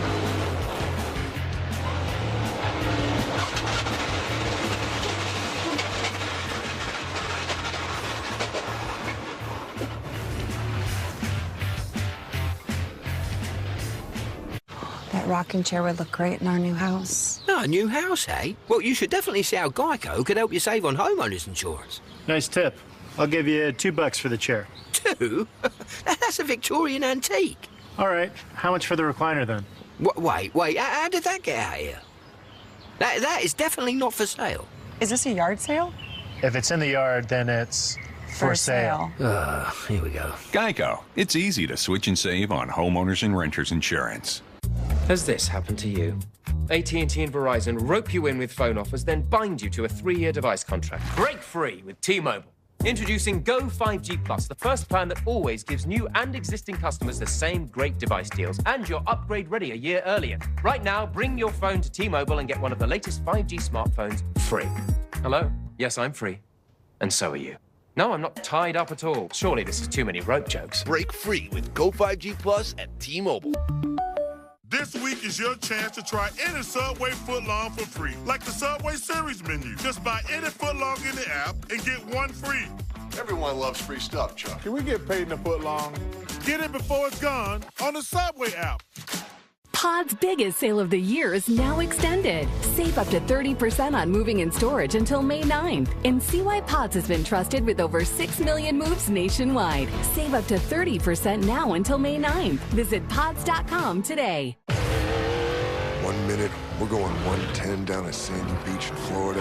The next, we're doing over 210 on a super speedway. How'd we get here? 75 years of progress, of twisted metal and clashes of will, all with one thing in mind. Get out front and stay there.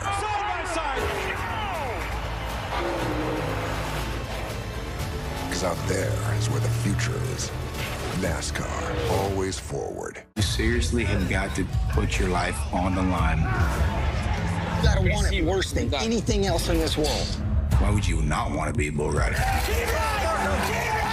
Last Cowboy Standing is taking 10 bull riders. One of them will earn the right to be the last Cowboy Standing. It's the biggest the sport has ever been. He can't just be good, he can be great. You can't pass up a golden ticket when it comes up. And it'll suck the confidence right out of you. Live a hero, die a legend.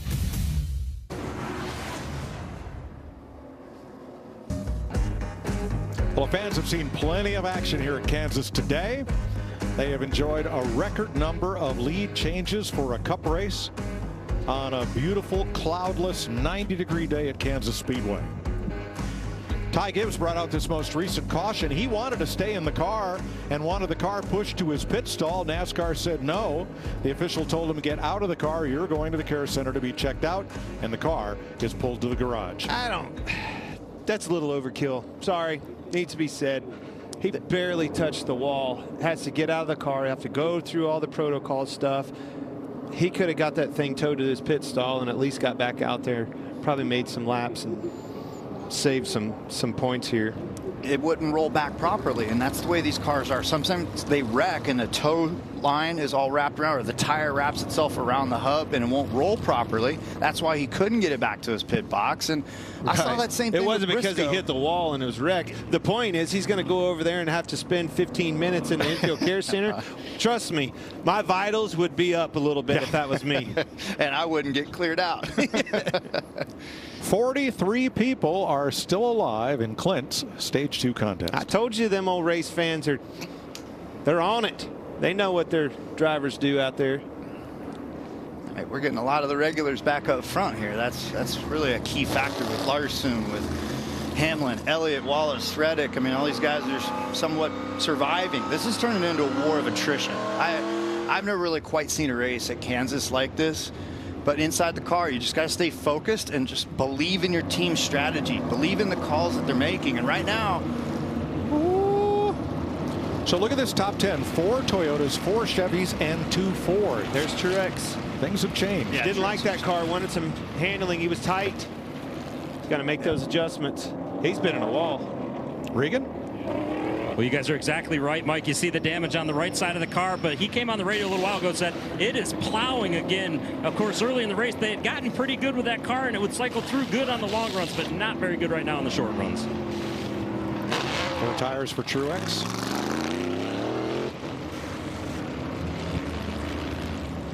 This is wild. Did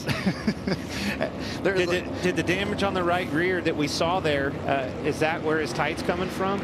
Possibility the toe could be knocked out a little bit, but I mean, maybe it's the dirty air because he hasn't been back there beyond 10th place, and the track's rubbering in. There's cars going everywhere, and it's tougher to run those clean laps when you have cars to navigate. You know, spring has been very moderate and quite wet for the NASCAR Cup Series.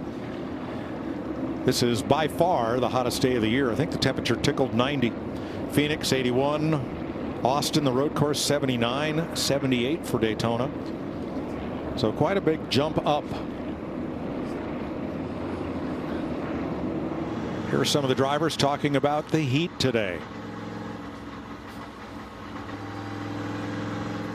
Make sure you're on that water bottle all day today. Stay hydrated. It's warm. It'll be a hard one. It'll be a grinder. So we got a good race car. Make sure you keep yourself hydrated. I know you're on it, but just make sure you keep yourself ready here. I'll take a new water bottle on the next one with some kind of powder in it. One of the hydration drip drops or whatever you got. Boys are hot out there. 112 degrees you're seeing. That's under caution riding around. Well, let's clear this up. See that little F there? That means Fahrenheit. Celsius is the sponsor, not the temperature scale we're using there. Yes. I was going to say, if that was I think you're slipping a little bit. What are you going at here? But if that was 112 degrees Celsius, whatever sweat is in his suit would be boiling. I have boiled. As a matter of fact, you know, the number one thing you don't want to do is get hot and, you know, take your water bottle and dump it on you.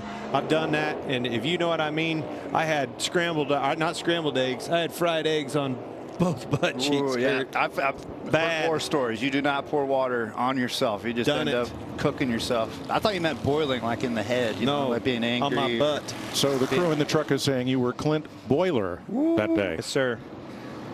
We'll be here all week. Yeah, we'll be here at least all day. That's hot. You know, and these cautions are helping these guys. You know, when I thought about the heat coming into this weekend, I was talking to some of these drivers. You think long green flag runs, and that just continually grinding it out, always in the heat. But these cautions are helping them. Eric Almirola got the free pass on this caution. Justin Haley on the previous one. So we will restart with 29 cars on the lead lap and 84 laps to go. We'll be listening to Nick Payne, Tyler Reddick's sponsor, on the 45 on this restart. Spotter. He will roll from fifth. 5 away. Ready. Green flag. Still covered on the bottom. At the line now after the 1. Bottom is still covered. Still covered on the bottom. Still there, 23. We clear up. It's all about completing the corner. You got to complete the corner when you pick up the gas early to block somebody. And if you can't and you check up, you're going to get stopped. Whoa, way on the outside. Truex coming. Yeah, he is. So close getting around McDowell. Oh! And a little contact. That was Corey LaJoie. He came by so fast, LaJoie didn't know he was there. Other than that, this was the most orderly restart we've had today. Yeah, the leaders, they really minded their P's and Q's there, worked with one another, showed some patience all across the board of this top 5. Reddick, 4th place. Chase Elliott getting around that 11. That surprises me. These Hendrick boys keep heating up as this race progresses. We're running 1-2 now. Got Toyota's 3-4, and we got Truex back through the middle, 3 wide. Unbelievable slicing and dicing on those new tires.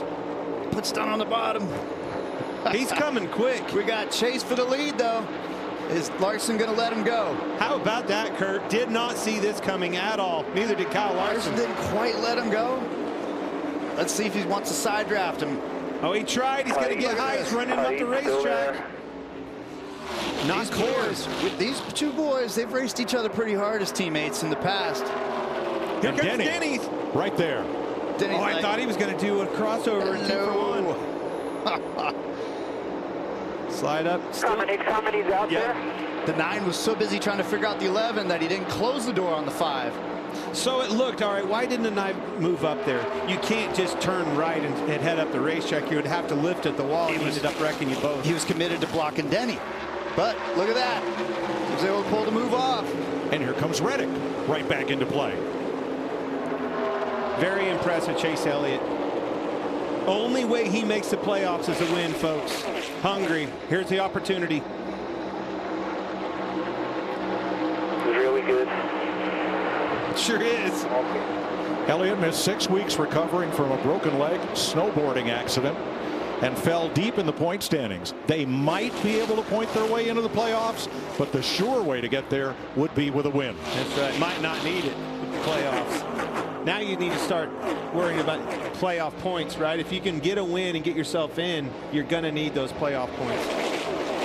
All right, this is where it settles for a few laps. I say that, right?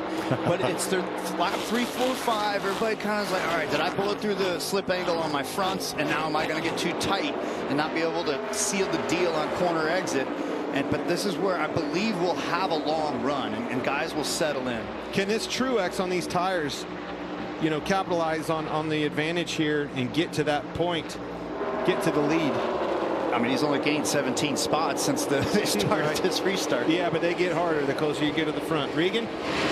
Well, Clint, even more impressive about this run for Chase Elliott today is the amount of uncertainty they had coming into this race. I was in the hauler with him and crew chief Alan Gustafson. Before it started, they weren't sure what to expect. They felt like they had a long run car, but a lot of confusion on the short run aspect of their race car. They've been giving him updates all day long on what his teammate Kyle Larson's doing early on in runs. He's been adjusting his driving style, been pretty quiet about the handling. A great run for him right now. Well, since we went to the next gen or 7th generation Cup car that we're racing now, Chase has not won on a 1.5 mile track. Might fix that today, buddy.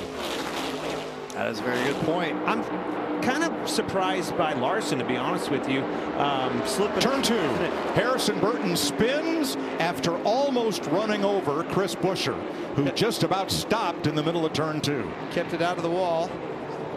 Yellow waves for the 9th time. Well, there went that long green theory. It's a tough track. Turn 2 with the way the wind angle is, but when somebody checks up in front of you, it's how do you abort? How do you really just maneuver around? These cars don't like that quick, abrupt movement. Yeah, Burton had to lock it down for a car that was suddenly very slow right in front of him, and the car came around on him. Yep. Well, maybe he didn't hit anything too hard. So Larry Mack, about the pit window with 76 laps to go, and about the tire inventory. Where are we? Well, you can't make it from here on fuel, Mike, and we've run 13 to 14 laps on these tires, especially everybody except Martin Truex Jr. that pitted that last caution. You've pretty much got to come, but this could be that 5 car's final set of stickers, because remember, he pitted an additional time when he spun at lap 4, so this tire situation is getting more and more interesting. That's a great point, Larry. He's the one that's in trouble, Kyle Larson. J.J. Yaley will get the free pass, and that will put 30 cars on the lead lap when we restart. That's about what we thought. We thought the Truex would stay out and the rest would be there. Let's go down to Jamie. Well, 2311 cars coming into pit here, kind of all over the map on the handling of the cars right now. Tyler Reddick pretty happy with it, a 4-tire stop here. But Denny Hamlin, he wants to be freed up a little bit. Chris Gabehart, his crew chief, said we're in a pretty decent scenario here. It's not perfect, but pretty good. Regan? The night of Chase Elliott, just a little bit tight when he was behind the 5-car Kyle Larson. As soon as he got out front, though, he said this car is solid, and the 5 Kyle Larson was told to do whatever the 9-car did in terms of pitting. 5 and the 9 come off pit road. And how about Daniel Suarez, who picked up 4 spots? He had moved back up into the top 10 during this green flag run. So Suarez on the way back to the front. These guys are 5 wide coming off pit road. Why not? They've been 5 wide everywhere else today. 75 laps to go in Kansas. Coming up after NASCAR from Tom Benson Hall of Fame Stadium in Canton, Ohio, a tasty matchup in the USFL as the defending champion. Birmingham Stallions, led by quarterback Alex Magoo, look to bounce back from a rare regular season loss as they take on the Pittsburgh Maulers. Troy Williams led them to their first win of the year last weekend.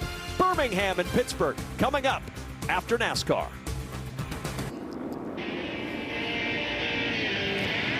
Welcome back to the Advent Health 400 at Kansas Speedway. 74 laps to go. And boy, this has been a page turner. So many plot twists in this one. Let's have a look at some of the big storylines. Do I need one of those? No, you need 4 of those, and they all need to be attached by that one lug nut at each corner. Yes, and so do you, and that wheel needs to stay in one piece. Thank you very much. That was Austin Cindric. Well, stage 2, Eric Almirola went for a spin, got a lap down, got it back at lap 177. Contact here. Contact here. Corner exits. That took a good car out of the race, Kyle Busch's. Speaking of Kyle's, that was lap 4, 5. And might, because of all these cautions, come right back to being the very thing that keeps him out of victory lane. Larson fought his way back to the front, took the lead. Denny Hamlin has been up front much of the day, but it took the 9 of Chase Elliott a long time to get up there with the leaders, but he did. And Martin Truex on the outside of the 19 and bumped into Corey LaJoie, bounced off the wall, kept on digging. Now here with Kevin Harvick and Ricky Stenhouse, comes up on a group and he's just going to slice right through.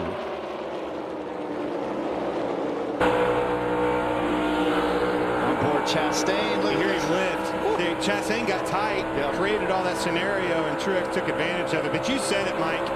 What a day. If for whatever reason, folks, you went for a beer run, went out in the driveway and watched the Mustang, I don't know what the course is, but if you're back in front of a TV, stay there. Get that beer out, and you're going to be in for a whale of a finish. So early in the race, the 6 Toyotas were in the top 7 spots at one point. Now we have a Toyota leading, Chevy in second, Ford in third, Chevy, Ford, Chevy, Chevy, Chevy, Chevy, the next Toyota in 10th. The game has changed. For sure. All over Toyota dominance at the first of this race, Kurt, and then all of a sudden, where did these Hendrick cars come from? Well, one of them had to come from the back, but Chase Elliott in the picture. Now all of a sudden you've got a bunch of new guys in town. It's still about just pacing yourself. These are long races. Man, it's just like they all keep trying to take each other out. Austin Dillon on the front row for the restart with Martin Truex. Comes Larson. Quick on the outside of Gilliland. Larson on the high side. Past Gregson. Elliott on the low side. Got Harvick way down at the bottom. Gregson got in the back of the 9 as William Byron at 24 got in there. Speaking of which, William Byron back from the dead. He literally sped on pit road, was a lap down, had all sorts of trouble because all these cautions. Here he is, back in the game. Pole sitter Byron at one point was 2 laps down. He spent 50 laps, 2 laps down, got a wave around on a free pass. Now he's right back in. Are you kidding me? No, this is real. Elliott, though, he's got that speed on the top side of corner exit. And here we have Suarez was complaining about his car earlier. They've made some adjustments. Look at the difference Austin Dillon has in a hot rod now that he's got it up front and got it in clean air. Let's see what he's able to do with it here. These 200 guys are going to swallow him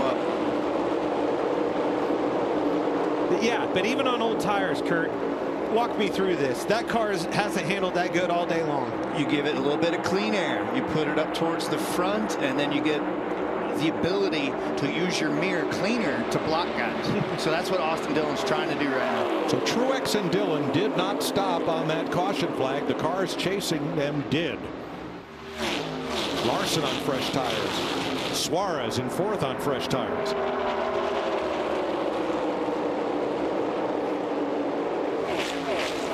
These boys just keep pushing hard, and they're taking. They are not giving. And now just when I thought Chase Elliott was strong off too, where do you go? Suarez. Here comes That's what happens right there. When you give like the 99 did, that's where the 11 took advantage. Denny Hamlin. Well, wasn't enough room to take. Well, he got 2 for 1. That's why these guys are pushing so hard. If you lift at least a little bit, boom. Guy came from 5 car lengths back and passed both of them. Nobody wants to lift because it's so costly.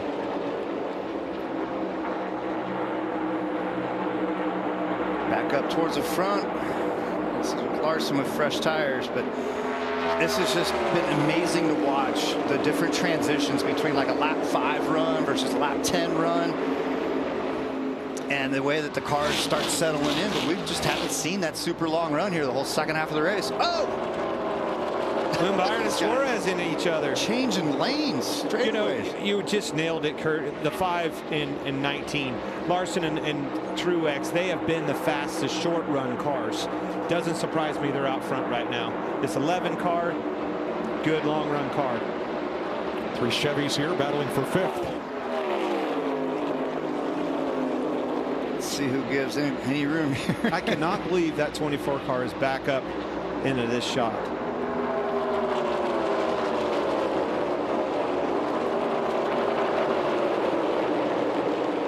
I mean, heck, Amarola was backwards down the back straight at one point, and he's back up 13th, 14th. Everybody's got a shot today. Gregson Chastain. Here comes Stenhouse with a run. This is for 14th.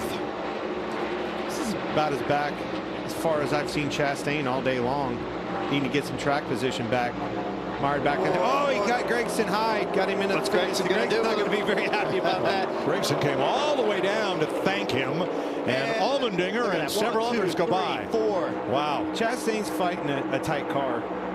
He lost the nose a little bit. And, yeah, I think we've seen that off the 2 as well. I think that's why he's marred back here in traffic, too. Got back in dirty air and having trouble. How about this pass to the lead? Battle off of 4. Here he comes. Shooting him right there. He's going to try to go for the side draft and then went clear down low. Comes back up for the block. And he's going to take the high lane away from the 19 as they go down into 1 and 2. And drive away.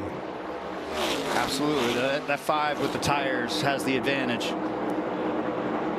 Another pass through lead. Whew. Bubba Wallace worked the bottom, picked up a spot. Here comes Tyler Reddick charging back, and Kevin Harvick. We're going to take you Fox side by side with 64 to go.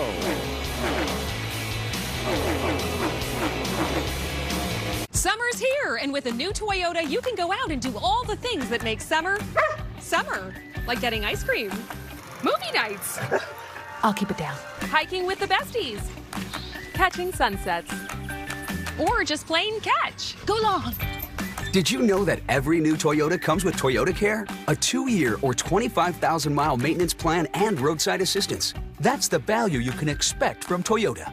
Your summer starts here. Toyota, let's go places. Ma, are you sure you don't want to go bowling with us tonight? Yeah, no. There's my little marzipan. Oh, my daughter gives the best hugs. We're just passing through on our way to the Jazz Jamboree. And we wanted to thank America's #1 motorcycle insurer for saving us money. Mara, your parents are exactly like me. I know, right? Well, cherish your friends and loved ones. Let's roll, Daddy-O. Let's boogie woogie. I'm Peter Davidson. Because before 11 a.m., I like to keep it toned down and simple, just like Taco Bell breakfast, with fluffy eggs, sausage, and a crispy hash brown. Isn't that right, co-host Rhonda? Are we on TV right now? I don't know. Okay, cut it. Ray Magliozzi here. When you need parts, eBay Motors ensures a guaranteed fit. Let's see, you'll need headlights and a bumper. At least you can skip the car wash. Just go to eBay Motors. The check means a guaranteed fit. Let's ride. This is Sonoma. This is what the drivers will see. And this is what you'll see. Drivers, you.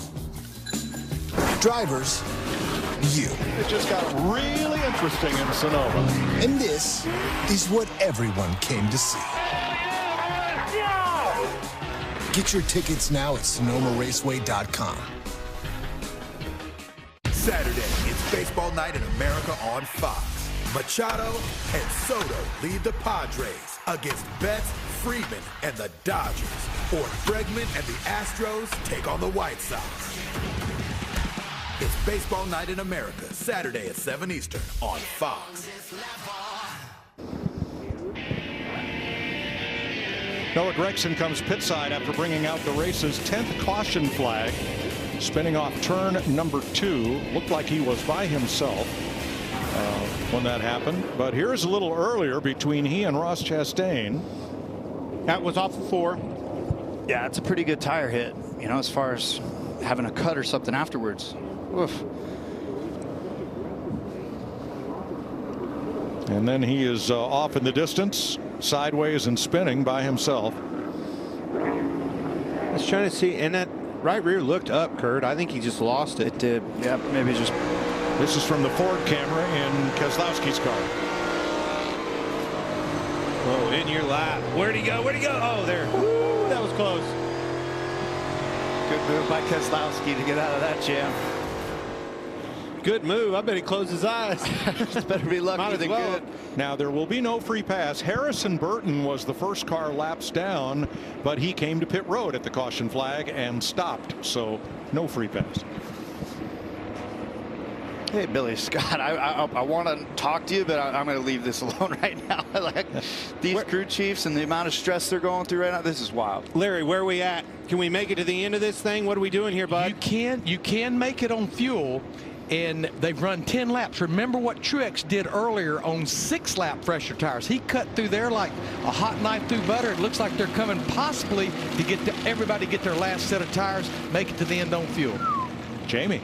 So many comers and goers. Daniel Suarez, one of those. They're getting this car dialed in. They want a small adjustment here. 4 tires. Denny Hamlin putting on their last set of sticker tires, so the balance is good here. He's happy with that 11. Regan. 19 of Martin Truex Jr. was tight off at turn 4, but he said it wasn't bad for old tires, like the balance overall. And the 5 of Kyle Larson, it was a late call to pit when they got to turn 4. He's too neutral in turns 1 and 2 and a little bit too tight in 3 and 4. So the cars coming off pit road now will have 16-lap fresher tires, counting caution laps. Willie B. And the others. +3 on Willie B, the 24. How about that, Kurt? Yeah, I guess who's back? That guy right there. Uh-oh. Oh, boy. Who did that? It's way back on the beginning of pit road. And that top of the screen. Top of the screen. See which car we might. Tough to tell. Suarez, I think. Or is it a car that's still stopped? He almost bumped it. Not sure if it was his. We'll see. No, I think he was on his way out of the box. It came from possibly the 14. Well, let's see where they roll it back to, fellas. That should tell the tale. This is like. And here it comes into the 99 pit. This is like playing a game of Yahtzee and just rolling dice. Oh, what a stop for William Byron and company on that 24. Just what the doctor ordered, +3. 24, best pit crew this year. Getting the job done for him. Back in this thing. Unbelievable. 2 laps down. So Suarez was the 10th car to come off pit road. And back he goes. Look at Byron's graph of the day. I mean, that is just so wild. I mean, he spent 53 laps of this race, 2 laps down, and fought his way back. I mean, if there's a chance to talk to a crew chief, I really don't want to do it right now. But as a former driver, let's try to bring in Billy Scott. Hey, Billy Scott, this is Kurt Busch in the booth. You got us? Yes, sir. All right, I'm completely confused as a driver. Are you all right down there as a crew chief? I'm worried about your health here. How many tires? What's going on? What do we need to do here to try to bring the 45 to victory lane for back-to-back-to-back? Well, not many sets of tires left, as most of pit road is facing.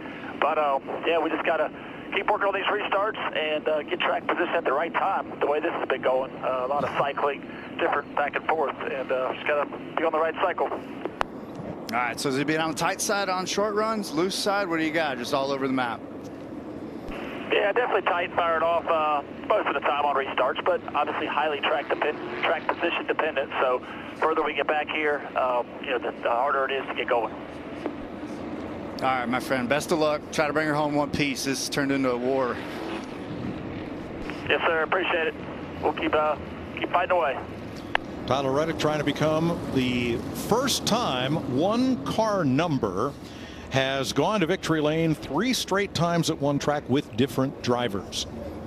Speaking of some history, how about this? If this William Byron can come back from 2 laps down and pull this off, the last person to have that happen, 2015 Carl Edwards. Been a long time since somebody's been able to pull that off. Keep an eye on this 24. This could be huge. And keep an eye on FS1 because right after the race, the USFL Week 4 action continues. The Birmingham Stallions trying to get to 3-1, and the Pittsburgh Maulers trying to even up their season at 2-2. It all kicks off next, right here on FS1.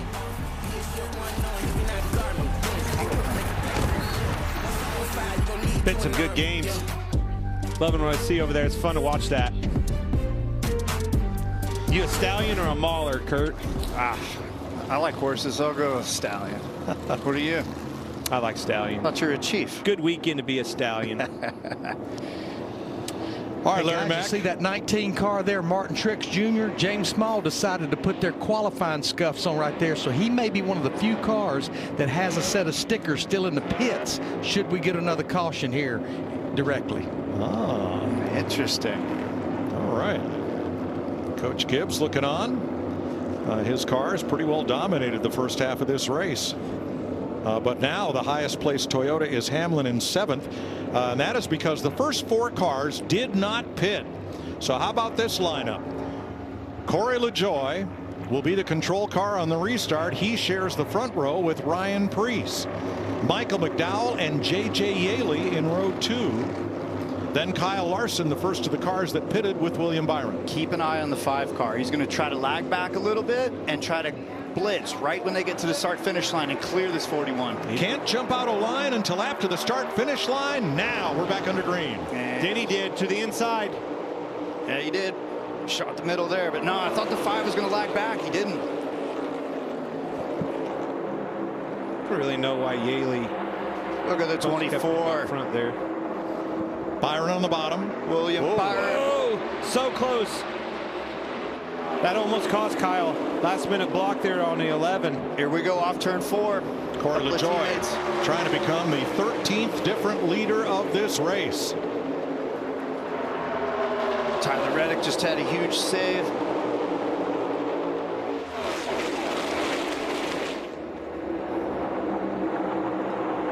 Comes Larson on that outside. William Byron to the point. William Byron, Willie B. From 2 laps down, folks. How about that? We've seen it all, but there's a couple of bullets back there with 2 Toyotas. You got Larson in the mix. This is going to take about 10 laps, and it'll settle out, and then we'll see who the players are.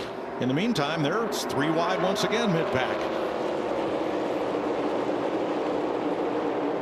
The one that's really got to dig deep is Truex right now. If he's on scuffs and has a set of stickers sitting there, that could be a huge benefit. We're going to battle for the lead, though, again. Side draft. William Byron, who has not led this race since lap 2, gives way to Kyle Larson. Yep, he just yielded right away. I think he did yield that. Gave the spot up pretty easy. All right, here he comes back. As we say that, I think Kyle got tied off the floor and had to lift. He sure did. Yep. Just when you think one guy is trying to give. Tried to give it to you, you didn't want it. Yeah, he just overdrove it. Forgot about corner exit. I guess I'll take it back.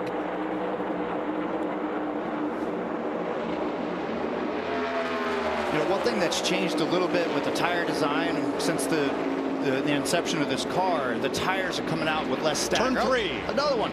Eric the Jones, 43. Around back. That car entered the corner and just went around. Josh Berry's around 2, but I don't think he's hard into the wall. 11th caution flag at lap 216 for Eric Jones.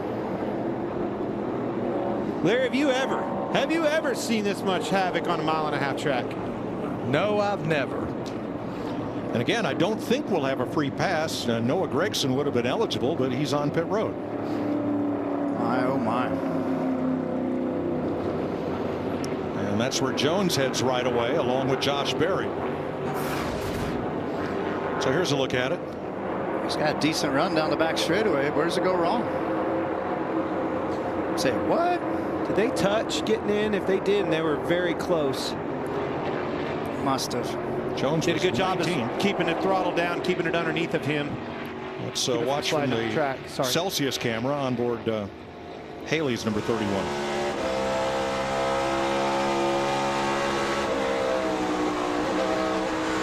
I think they touched ever so slightly, just enough that when he went to pull off of him, he got that car loose.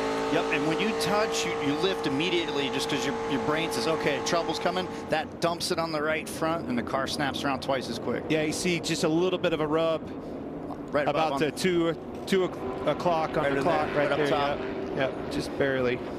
Some of that was from touching the wall, as you see on the right rear earlier. Show me a car that hadn't touched the wall. No kidding. This is wild. But it's awesome. The racing that these guys are putting on, it's like another game. Like this is like a playoff race in a sense. Well, it's just when these cautions start coming, and then the strategy comes into play. You think about that stage 2 with Logano, McDowell, and some of those guys. You look at it now, and you've got Austin Dillon and these guys up front capitalizing on these untimely cautions. Let's watch the 11 up top of the screen. Yeah, got it a little bit, didn't he? That's where, look at the 5 have to lift, and the difference in William Byron, though, getting that point back. That could have been a huge savior for William. And that's what I was talking about with the stagger in the tires. What that means is that it just doesn't rotate center out as much, and it creates left rear stability, because we had a lot of left rear blowouts early in the year last year. Now we don't see that as much, but the cars just aren't closing the corners out as easily. And you picked the throttle up a little bit earlier than you used to, driving through the corner on the throttle.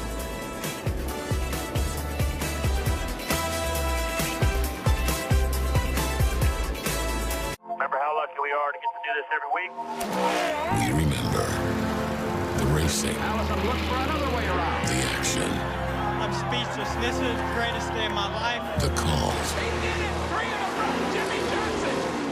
the community. But when we look back, we also need to remember the men and women who serve this country and all they do to keep us safe and free. Verizon Frontline is the advanced network for first responders on the front lines. Built to prioritize first responders. Built for extreme conditions. Built for the most reliable 5G network in America. Verizon is the #1 network choice in public safety. Because when seconds count and lives are on the line, the people we rely on need technology they can rely on. From the network America relies on. Out here, you're more than just a landowner. You're a gardener, a landscaper, a hunter. Because you didn't settle for ordinary. Same goes for your equipment. Versatile, powerful, durable Kubota equipment. More goes into it, so you get more out of it. Oh, okay. Easy does it. We switched to Liberty Mutual and saved $652. They customize your car insurance, so you only pay for what you need. With the money we saved, we thought we'd try electric unicycles. Careful, babe. Saving was definitely easier. Hey, babe, I think I got it. It's actually... Okay, show off. Help! Oh.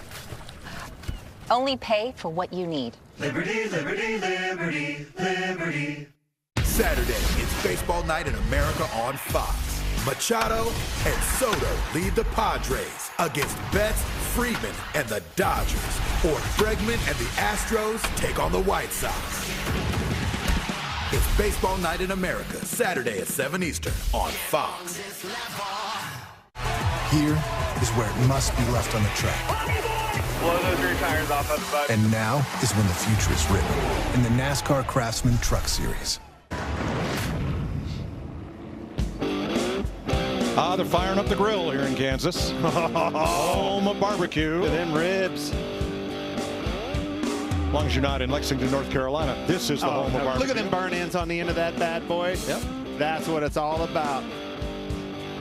Some of those might go to the winner with today's trophy. Then again, he may have some burn ends of his own, and so might some of these people in the grandstand. They've 90-degree heat out there. So hot day here, hot one on the track, a lot more action than we expected. Record number of lead changes, 13 different leaders, 11 caution flags, and we still have almost 50 laps to go. That's what I'm trying to figure out with the tires and just patience. This turned into a huge war of attrition. I mean, I've never seen anything like this on a mile and a half. Started right off the bat. You got your leader, Kyle Larson, gets spun off of 4 in front of the field, and it's been out of control ever since then. Cautions, precautions, we all know that, but boy, has it ever rang true today. No give, no take. Like, it's just all no give, I'll take. I think what this is going to come down to is not who has the best car, But who still has tires? Regan? Well, and Mike, things keep getting better for the 24. William Byron checking in with his team. They still have a set of sticker tires sitting down here. They cycled through their scuff tires earlier in the race when they were having issues, when they were working on that race car and making it better. They're sitting in a very good spot in terms of sticker tires for the end of the race here. The other cars with those in my section, the 4 of Kevin Harvick, the 19 of Martin Truex Jr., and the 7 of Corey LaJoie. Wow. Well, here's Kyle Larson about tires. So what do we even have for tires? We have one more? We have a set that has 7 laps on them, so if it came down to it, that doesn't scare me. I know it's not what you want to hear, but it doesn't scare me. Okay. All right, so the 5 has a set of 7 lap scuffs that they took off the car earlier. There are the restart ranks. William Byron, best of the Cup Series. Kyle Larson, 8th on restart performance. Here you go, boys. Get after it. Good pushes on both sides here. Eventually somebody's going to take that spot, but right now they're pushing hard in the second row. Truex and Denny Hamlin. Denny to the outside. He's going to go for it, but now Larson's got that momentum in the middle. Tell you who lost their help is the 24 William Byron. Look at the difference it made as soon as Truex got tight behind him. For both cars, William Byron and Truex. Truex lost 4 spots. Bubba's back in the mix. Look at that. Chastain, yeah, on the high side. He's going to have a huge run down the front straightaway. Chastain back into the top 5. 1 lift to Truex, and he lost 4 or 5 spots there. That's all it takes. That's why you're having so much trouble. You can't afford to lift, and the times are tight on these restarts. You end up getting you in trouble. It is amazing at the way that one set of tires versus another set of tires changes the game for certain teams. I mean, just when we thought we rode off Chastain, he's back top 5, digging, trying to clear for 4th. This was big for Larson to get that lead from his teammate. I feel like that all came from what materialized behind him. As soon as Byron lost that help with Truex on the bottom, that advantage immediately swung back to Larson. So now all of the top 18, with one exception, got tires on this most recent, one caution to go at lap 208. Corey LaJoie is the only one who did not. He is in 12th. We still got some guys ripping the bottom, some guys ripping the top. Plenty of options still on the track. But again, running out of tires, running out of patience. Harvick keeps trying, right? But that low side is kind of a sucker zone. It's hard to clear people off turn 2. 6th place. Logano and Truex.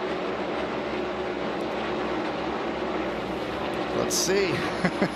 That momentum on the top side. Guys don't want to lift when they're up there. Man, Logano, what a turnaround for him. That stage 2, being able to take advantage of that untimely caution strategy, played right into the play of that, put them right back in the game. He's been a top 10 contender ever since that moment. 3 wide. Reddick took it to the bottom with Austin Dillon in the middle as they work past Blaney. Now Blaney with the run.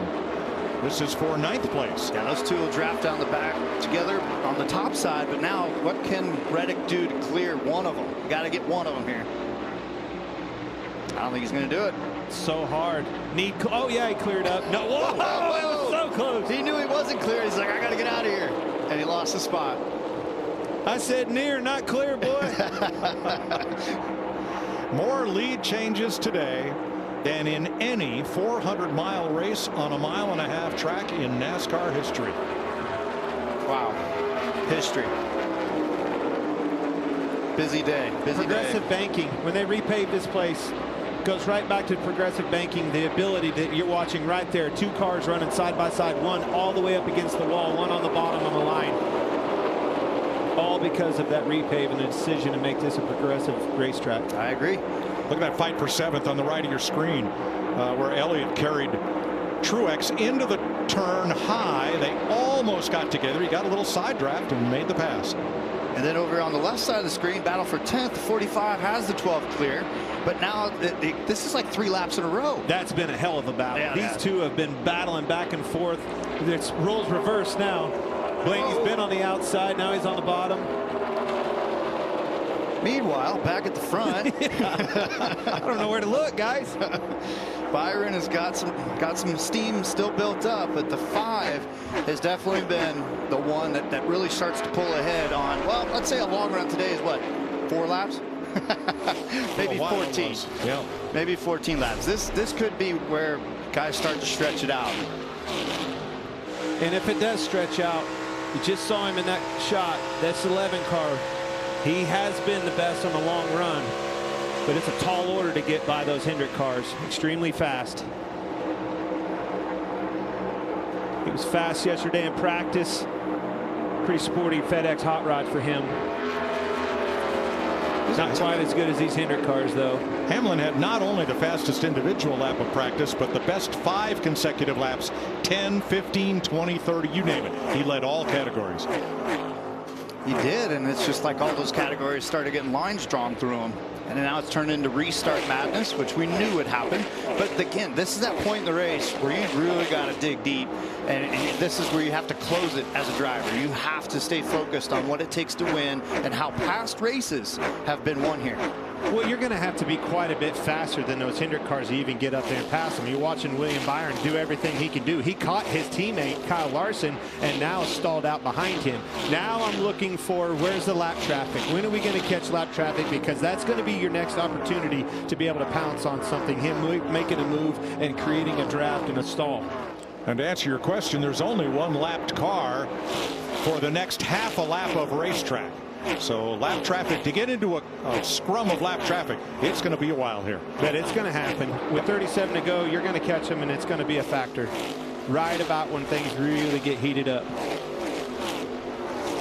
Now, this is where last year when I was able to bring our car to victory lane, it's like that lap 15 of the run, our car would just start to carve a little bit better, and we were able to make passes, and that made our car maneuverable. We talked about that earlier, Boyer. At a track like this, your car's got to be maneuverable, and that's where we're seeing Reddick make a pass.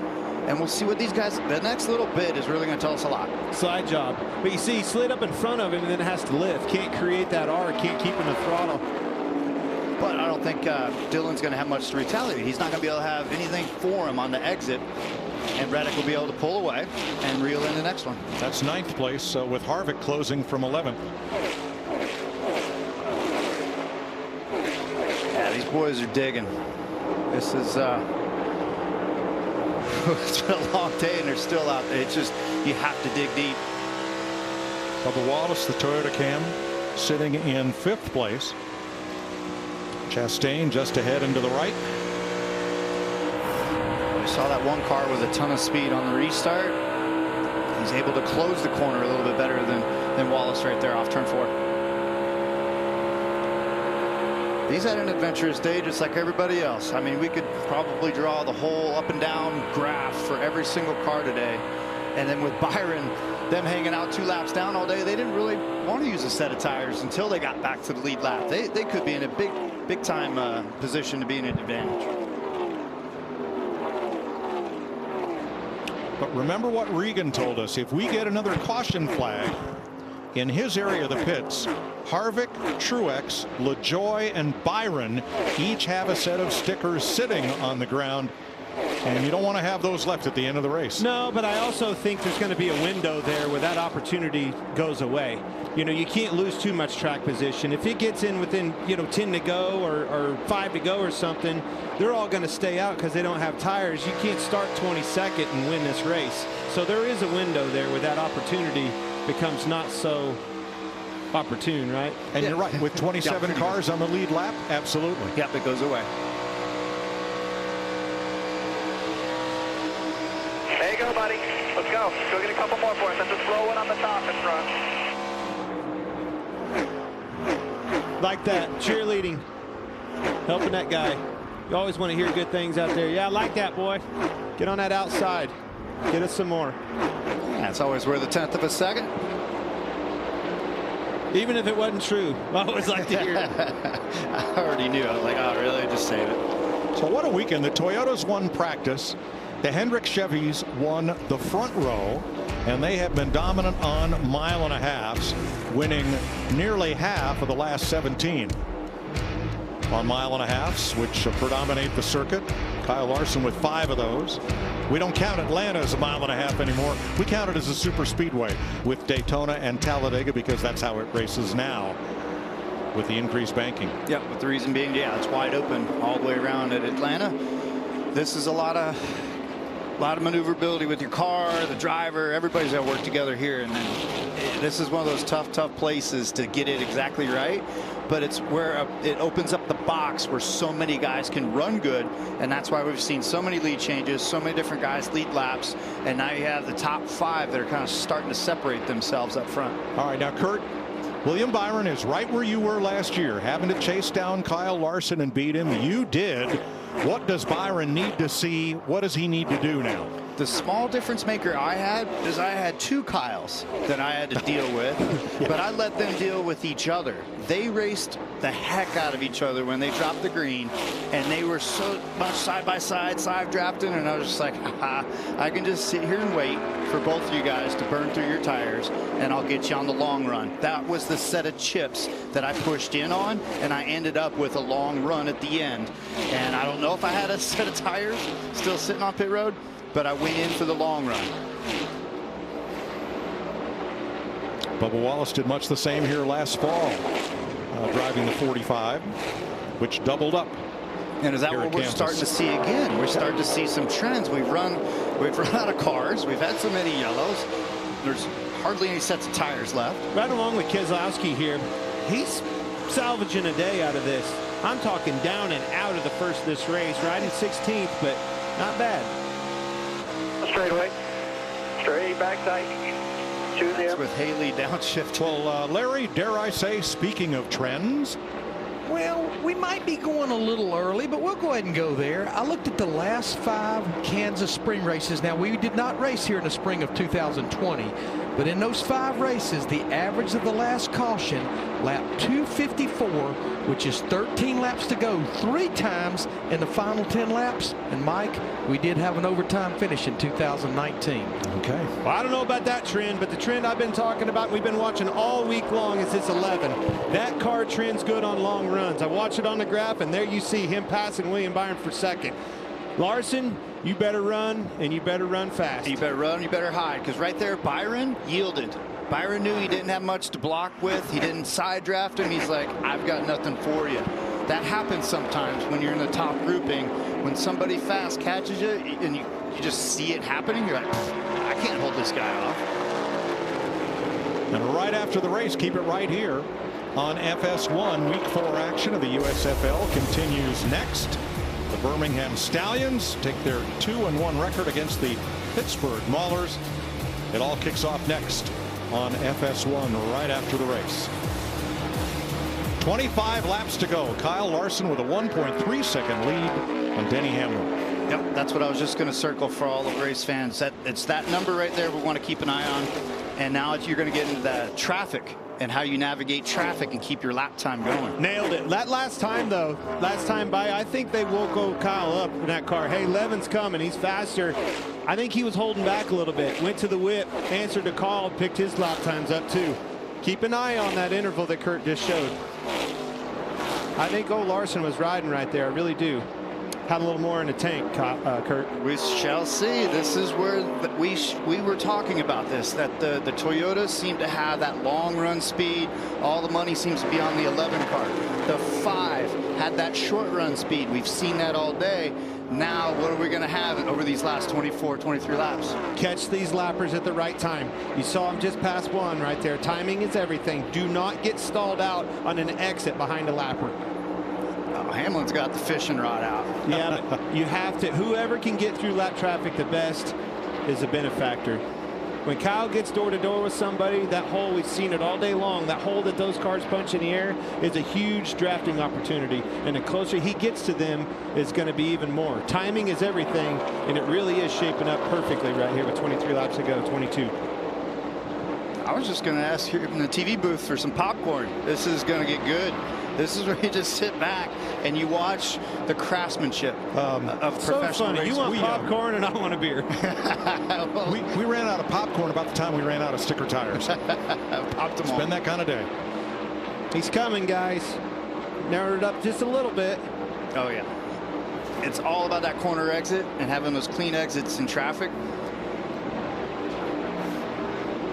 A small little thing too is that shade's creeping in on entry to 1 and exit of 4. You try to use that. You try to get up there as high as you can. Right there it is. Kurt showed you guys. Keep an eye on that interval. Okay. Mike Joy, you can help us though. Catching them one's thing. Passing them's another. And, you know, well, Kyle Larson, look back to Vegas. Look back to Phoenix. He has been so strong at the end of these races. But you got to get to victory lane. And the fastest car the last few laps on track, right up until this most recent lap, not counting the 2 leaders, has been Chase Elliott back at 7th. But he's 5 seconds off the lead if we stay green here. Yeah, this is it's going to be two guys in a sword fight right here. They're going to go after it. If Hamlin's able to close the gap and find a little bit more, you know, on the 3rd lane, not the total 4th lane, he'll get there. And then it's going to be that battle back and forth. It's like you said, Kurt, catching them is one thing, passing them is the other. You look for opportunities. You keep hearing me talk about the lappers coming. Here's 2, right? Onesie twosies. These are easy. They'll probably move over, yield the right away to these guys. But there's a pack up there of 4, and they're a blanket over all of them. That creates a lot of dirty air for the leader and the 2nd place guy. That's an opportunity. All right, Denny's going sniffing here. He just shot for the middle lane. And this might hurt his lap time this time, but he's starting to do some research and trying to find something. Kind of stalled out at that. Well, gained a little bit. 6/10 back there. Now Wallace has caught Chastain. They are battling here for 4th, and they are closing on William Byron for 3rd. Bubba had a look last time by. These long runs, the cream finally is rising back to the top, and Bubba Wallace has been a part of that equation all day long. It's a good run. They're going to look at that stage 2 and wish they had those stage points that unfortunately circumstances kept them out of. But this has been a very solid day for them, coming off of a win last year. Solid day at a solid track. That's what you always want. Then he lost a little bit there. It's where you start getting in their draft. It helps you down the straightaways. It hurts you in the corners. Whatever he did, he said he started moving around, looking around a little bit on the racetrack. Good corner exit by Wallace, and now they are getting into the draft of Byron. If there's any grip right up next to that racetrack, this is where this Lawson is so strong. He can ride that wall so close and so tight to it without hitting it. Such a talent. 16 laps to go in the race at Kansas. The USFL game between the Birmingham Stallions and the Pittsburgh Maulers is going to start over on FS2 and the Fox Sports app, and will come here to FS1 after the race concludes. Kyle Larson leading Denny Hamlin by 0.7 of a second. William Byron 2.7 back in 3rd. And the battle is Bubba Wallace on the inside of Ross Chastain for 4th. Clear up. Rolling. Yeah, Chastain's kind of yielded there. I mean, it's late in the day, and it's like, hey, we're both going to end up top 5 if we settle this a little bit quicker, because I don't think Logano can reel them both in. Hamlin has stalled out in this lap traffic. Right around that 6/10, 7/10 range, he stalled out. But look, starting to get into this traffic we're talking about. Hamlin's searching, he's digging, he's just not gaining. He's not gaining. He's been all over this. He went 2 lanes down. He was up super high. I want a little higher entry into 1 right there, boss. Woo, oh, Larson messed up. I think he got in a wall. I think he did. He messed up. Here comes Hamlin. I bragged on him, and then he got in a wall. That lead's been cut in half right there in 1 corner. One moment right there. Now that's all it took. Look at this. Is Larson going to be able to, get his composure back? Is he going to be able to figure out 1 and 2 this time around? Kurt, you said you wanted him higher, getting into 1. I want Denny. As you said, I know. As you said that, Larson was too high. 13 to go. Denny Hamlin hasn't won since the Coke 600 last May. Look how he lost 3 races ago. Sorry. Look how he lost the nose behind him in the wake. So there's a mean bump. There's a mean bump right by the stoplight there, and it just unloads the car. We've seen some people have trouble there. Larson found it. I think he got loose in. The car looked like it was dancing and nervous, getting in out from underneath of him a little bit. Chased it up the racetrack, got in the wall. No harm, no foul, though. This thing's still fast. Actually started to gain back just a little bit of time on them. They're driving for everything they've got. Larson's starting to see him in the mirror. Denny's trying to make sure he finds clean air. He's going to slip up here. Denny Hamlin trying to break that winless streak, during which Kyle Larson has won 4 times. Now this exit of 4 is going to be tough. Can Denny hold it off the wall and keep his momentum? All right. Lost a little bit. Gain getting in, lost a little off. Looks like a net advantage though. Yep. Slipped up back to 2.7. Right there, he's completely in the wake. Let's see what happens here out of this corner. Well, you're definitely not going around that 5. So him moving to the bottom, trying to figure out the 3 and 4. I think his opportunities over here in 3 and 4 if he can get it. Starting to get into those lappers that are going to be harder to come by. As long as they yield that outside to the leader, Kyle Larson's in a good situation. The minute somebody tries to race him and stays on the outside, we're in trouble. Yeah, or you mispredict which lane they're going to choose. You really got to look ahead and understand which lane they're going to give you, or you got to make that commitment to just make the move and go around them. That's a timing thing too. Do not catch them in that inopportune time. You have to catch them before you get into the corner. Don't want to catch them in the center of the corner. And you don't want to catch them on the exit and lose your nose. Not a lot of traffic ahead now. Just a couple of cars single file, half a straightaway away. Coming to 9 laps to go. Whew. Well, one of these heart guys rate's up. One of these guys has won this year. One of these guys hasn't. Denny is hungry. Turn it. I like that lane that Denny's using right there. Splitting that seam. You have to. Kept good momentum behind him in that wake. That's where I was able to pass Larson last year. You did. It was almost exact same move right there. This is the toughest part of the track when you're on the lower side. It's the exit of 4 for Denny. He lost the nose hard. 8 forward here. 8 is there though. I think it happens in 1 and 2, just like yours did. If it happens. Let's see what we have here. Oh, look, Larson answered a call, moved down and blocked that lane. Down a little lower. Look at the difference it made. Denny had to lift. Caught him by surprise a little bit. Good heads-up driving, a little mirror driving, a little help from the spotter, I'm sure. Or a memory.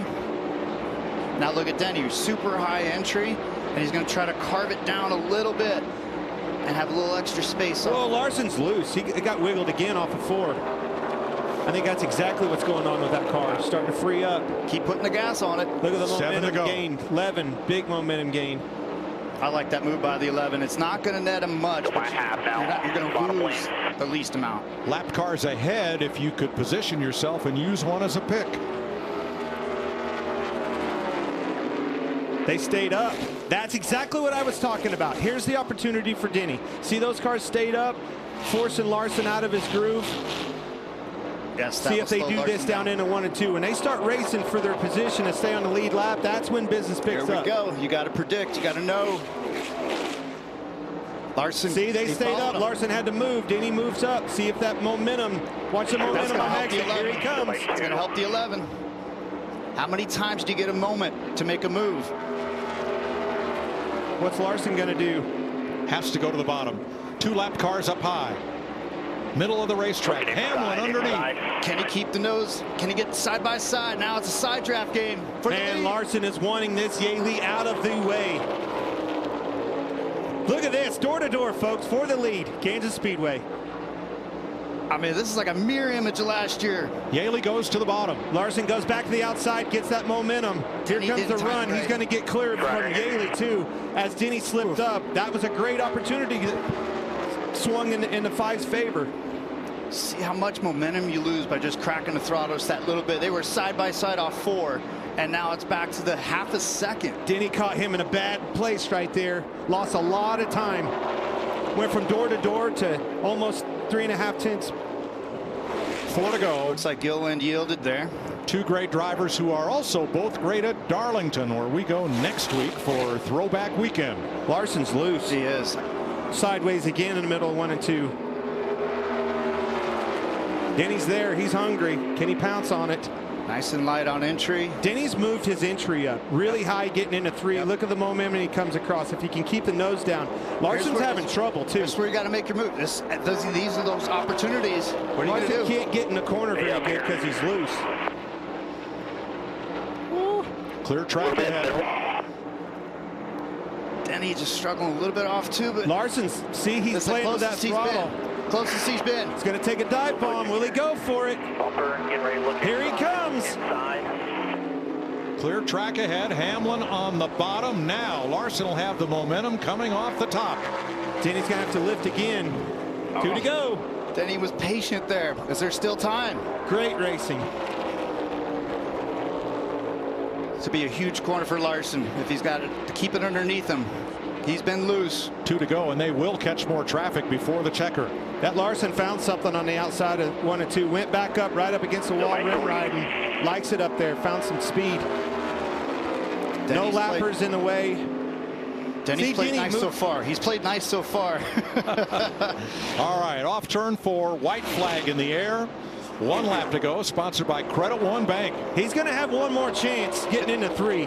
That's where it's going to come. He's right to the bumper of him. Take him now. Take him now. He's going to get to him, get him loose. He is loose. Got him loose. He got to wiggling. They're going to be side by side. But then he had to lift. He did.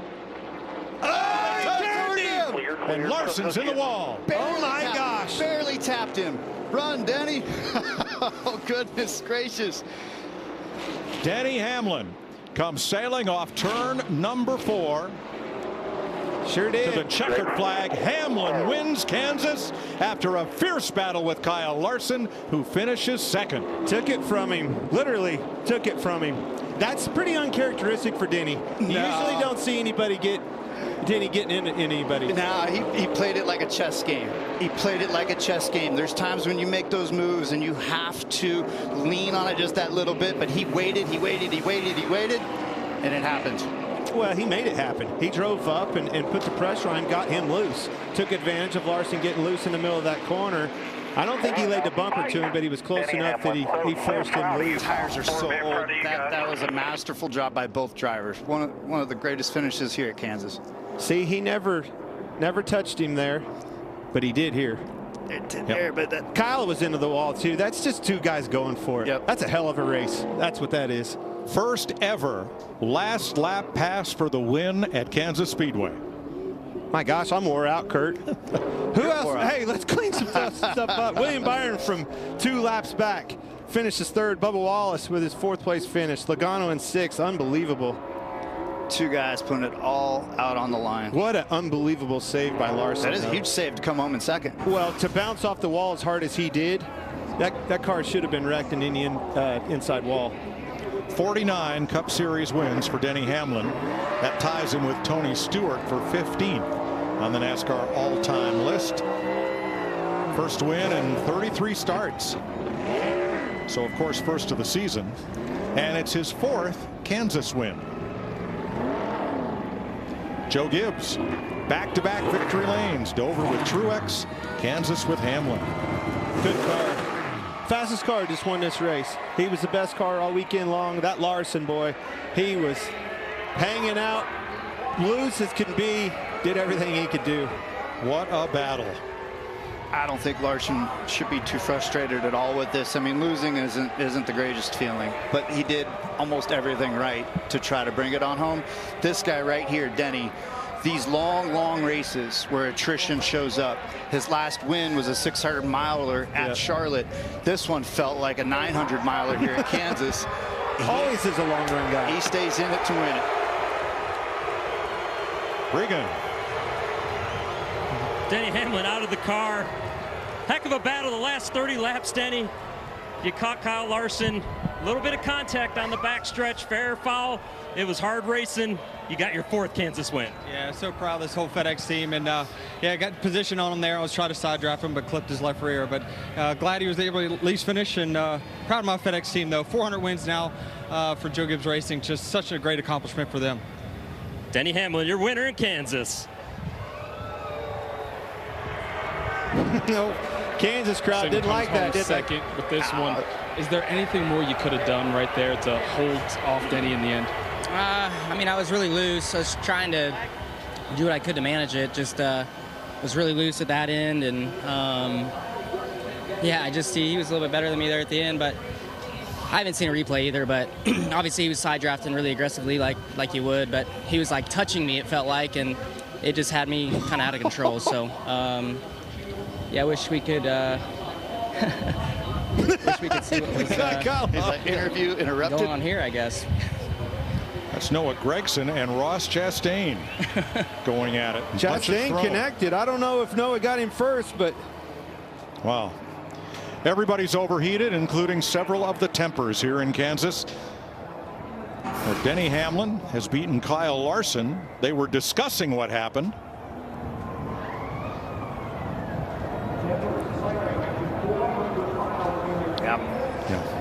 Grab somebody. Oh, it's going to come back the other way.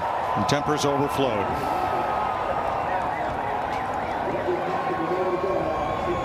What? Everybody didn't know if he was going to be a fighter outside of that car.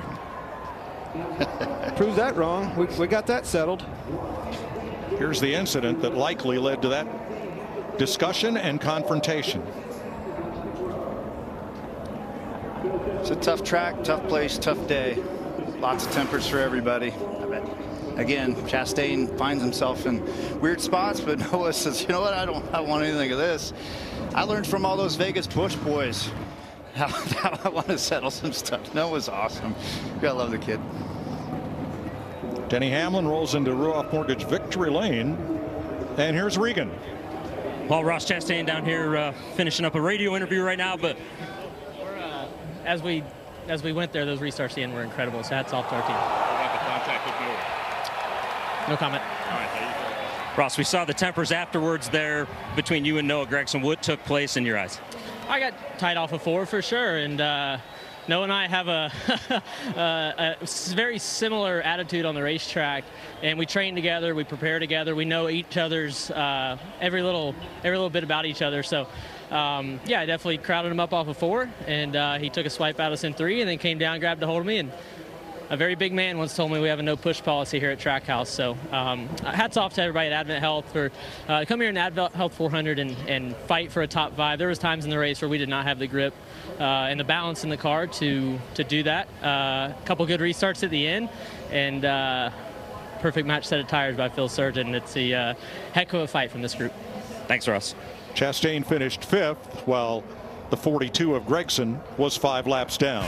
NASCAR Race Hub weeknights, we're headed for Darlington next weekend. Next Sunday on FS1, race day at 1:30, and the Cup race from Darlington at 3 p.m. Eastern Time next Sunday. Coming right up on FS1, the Birmingham Stallions versus the Pittsburgh Maulers. Keep it right here and enjoy the game.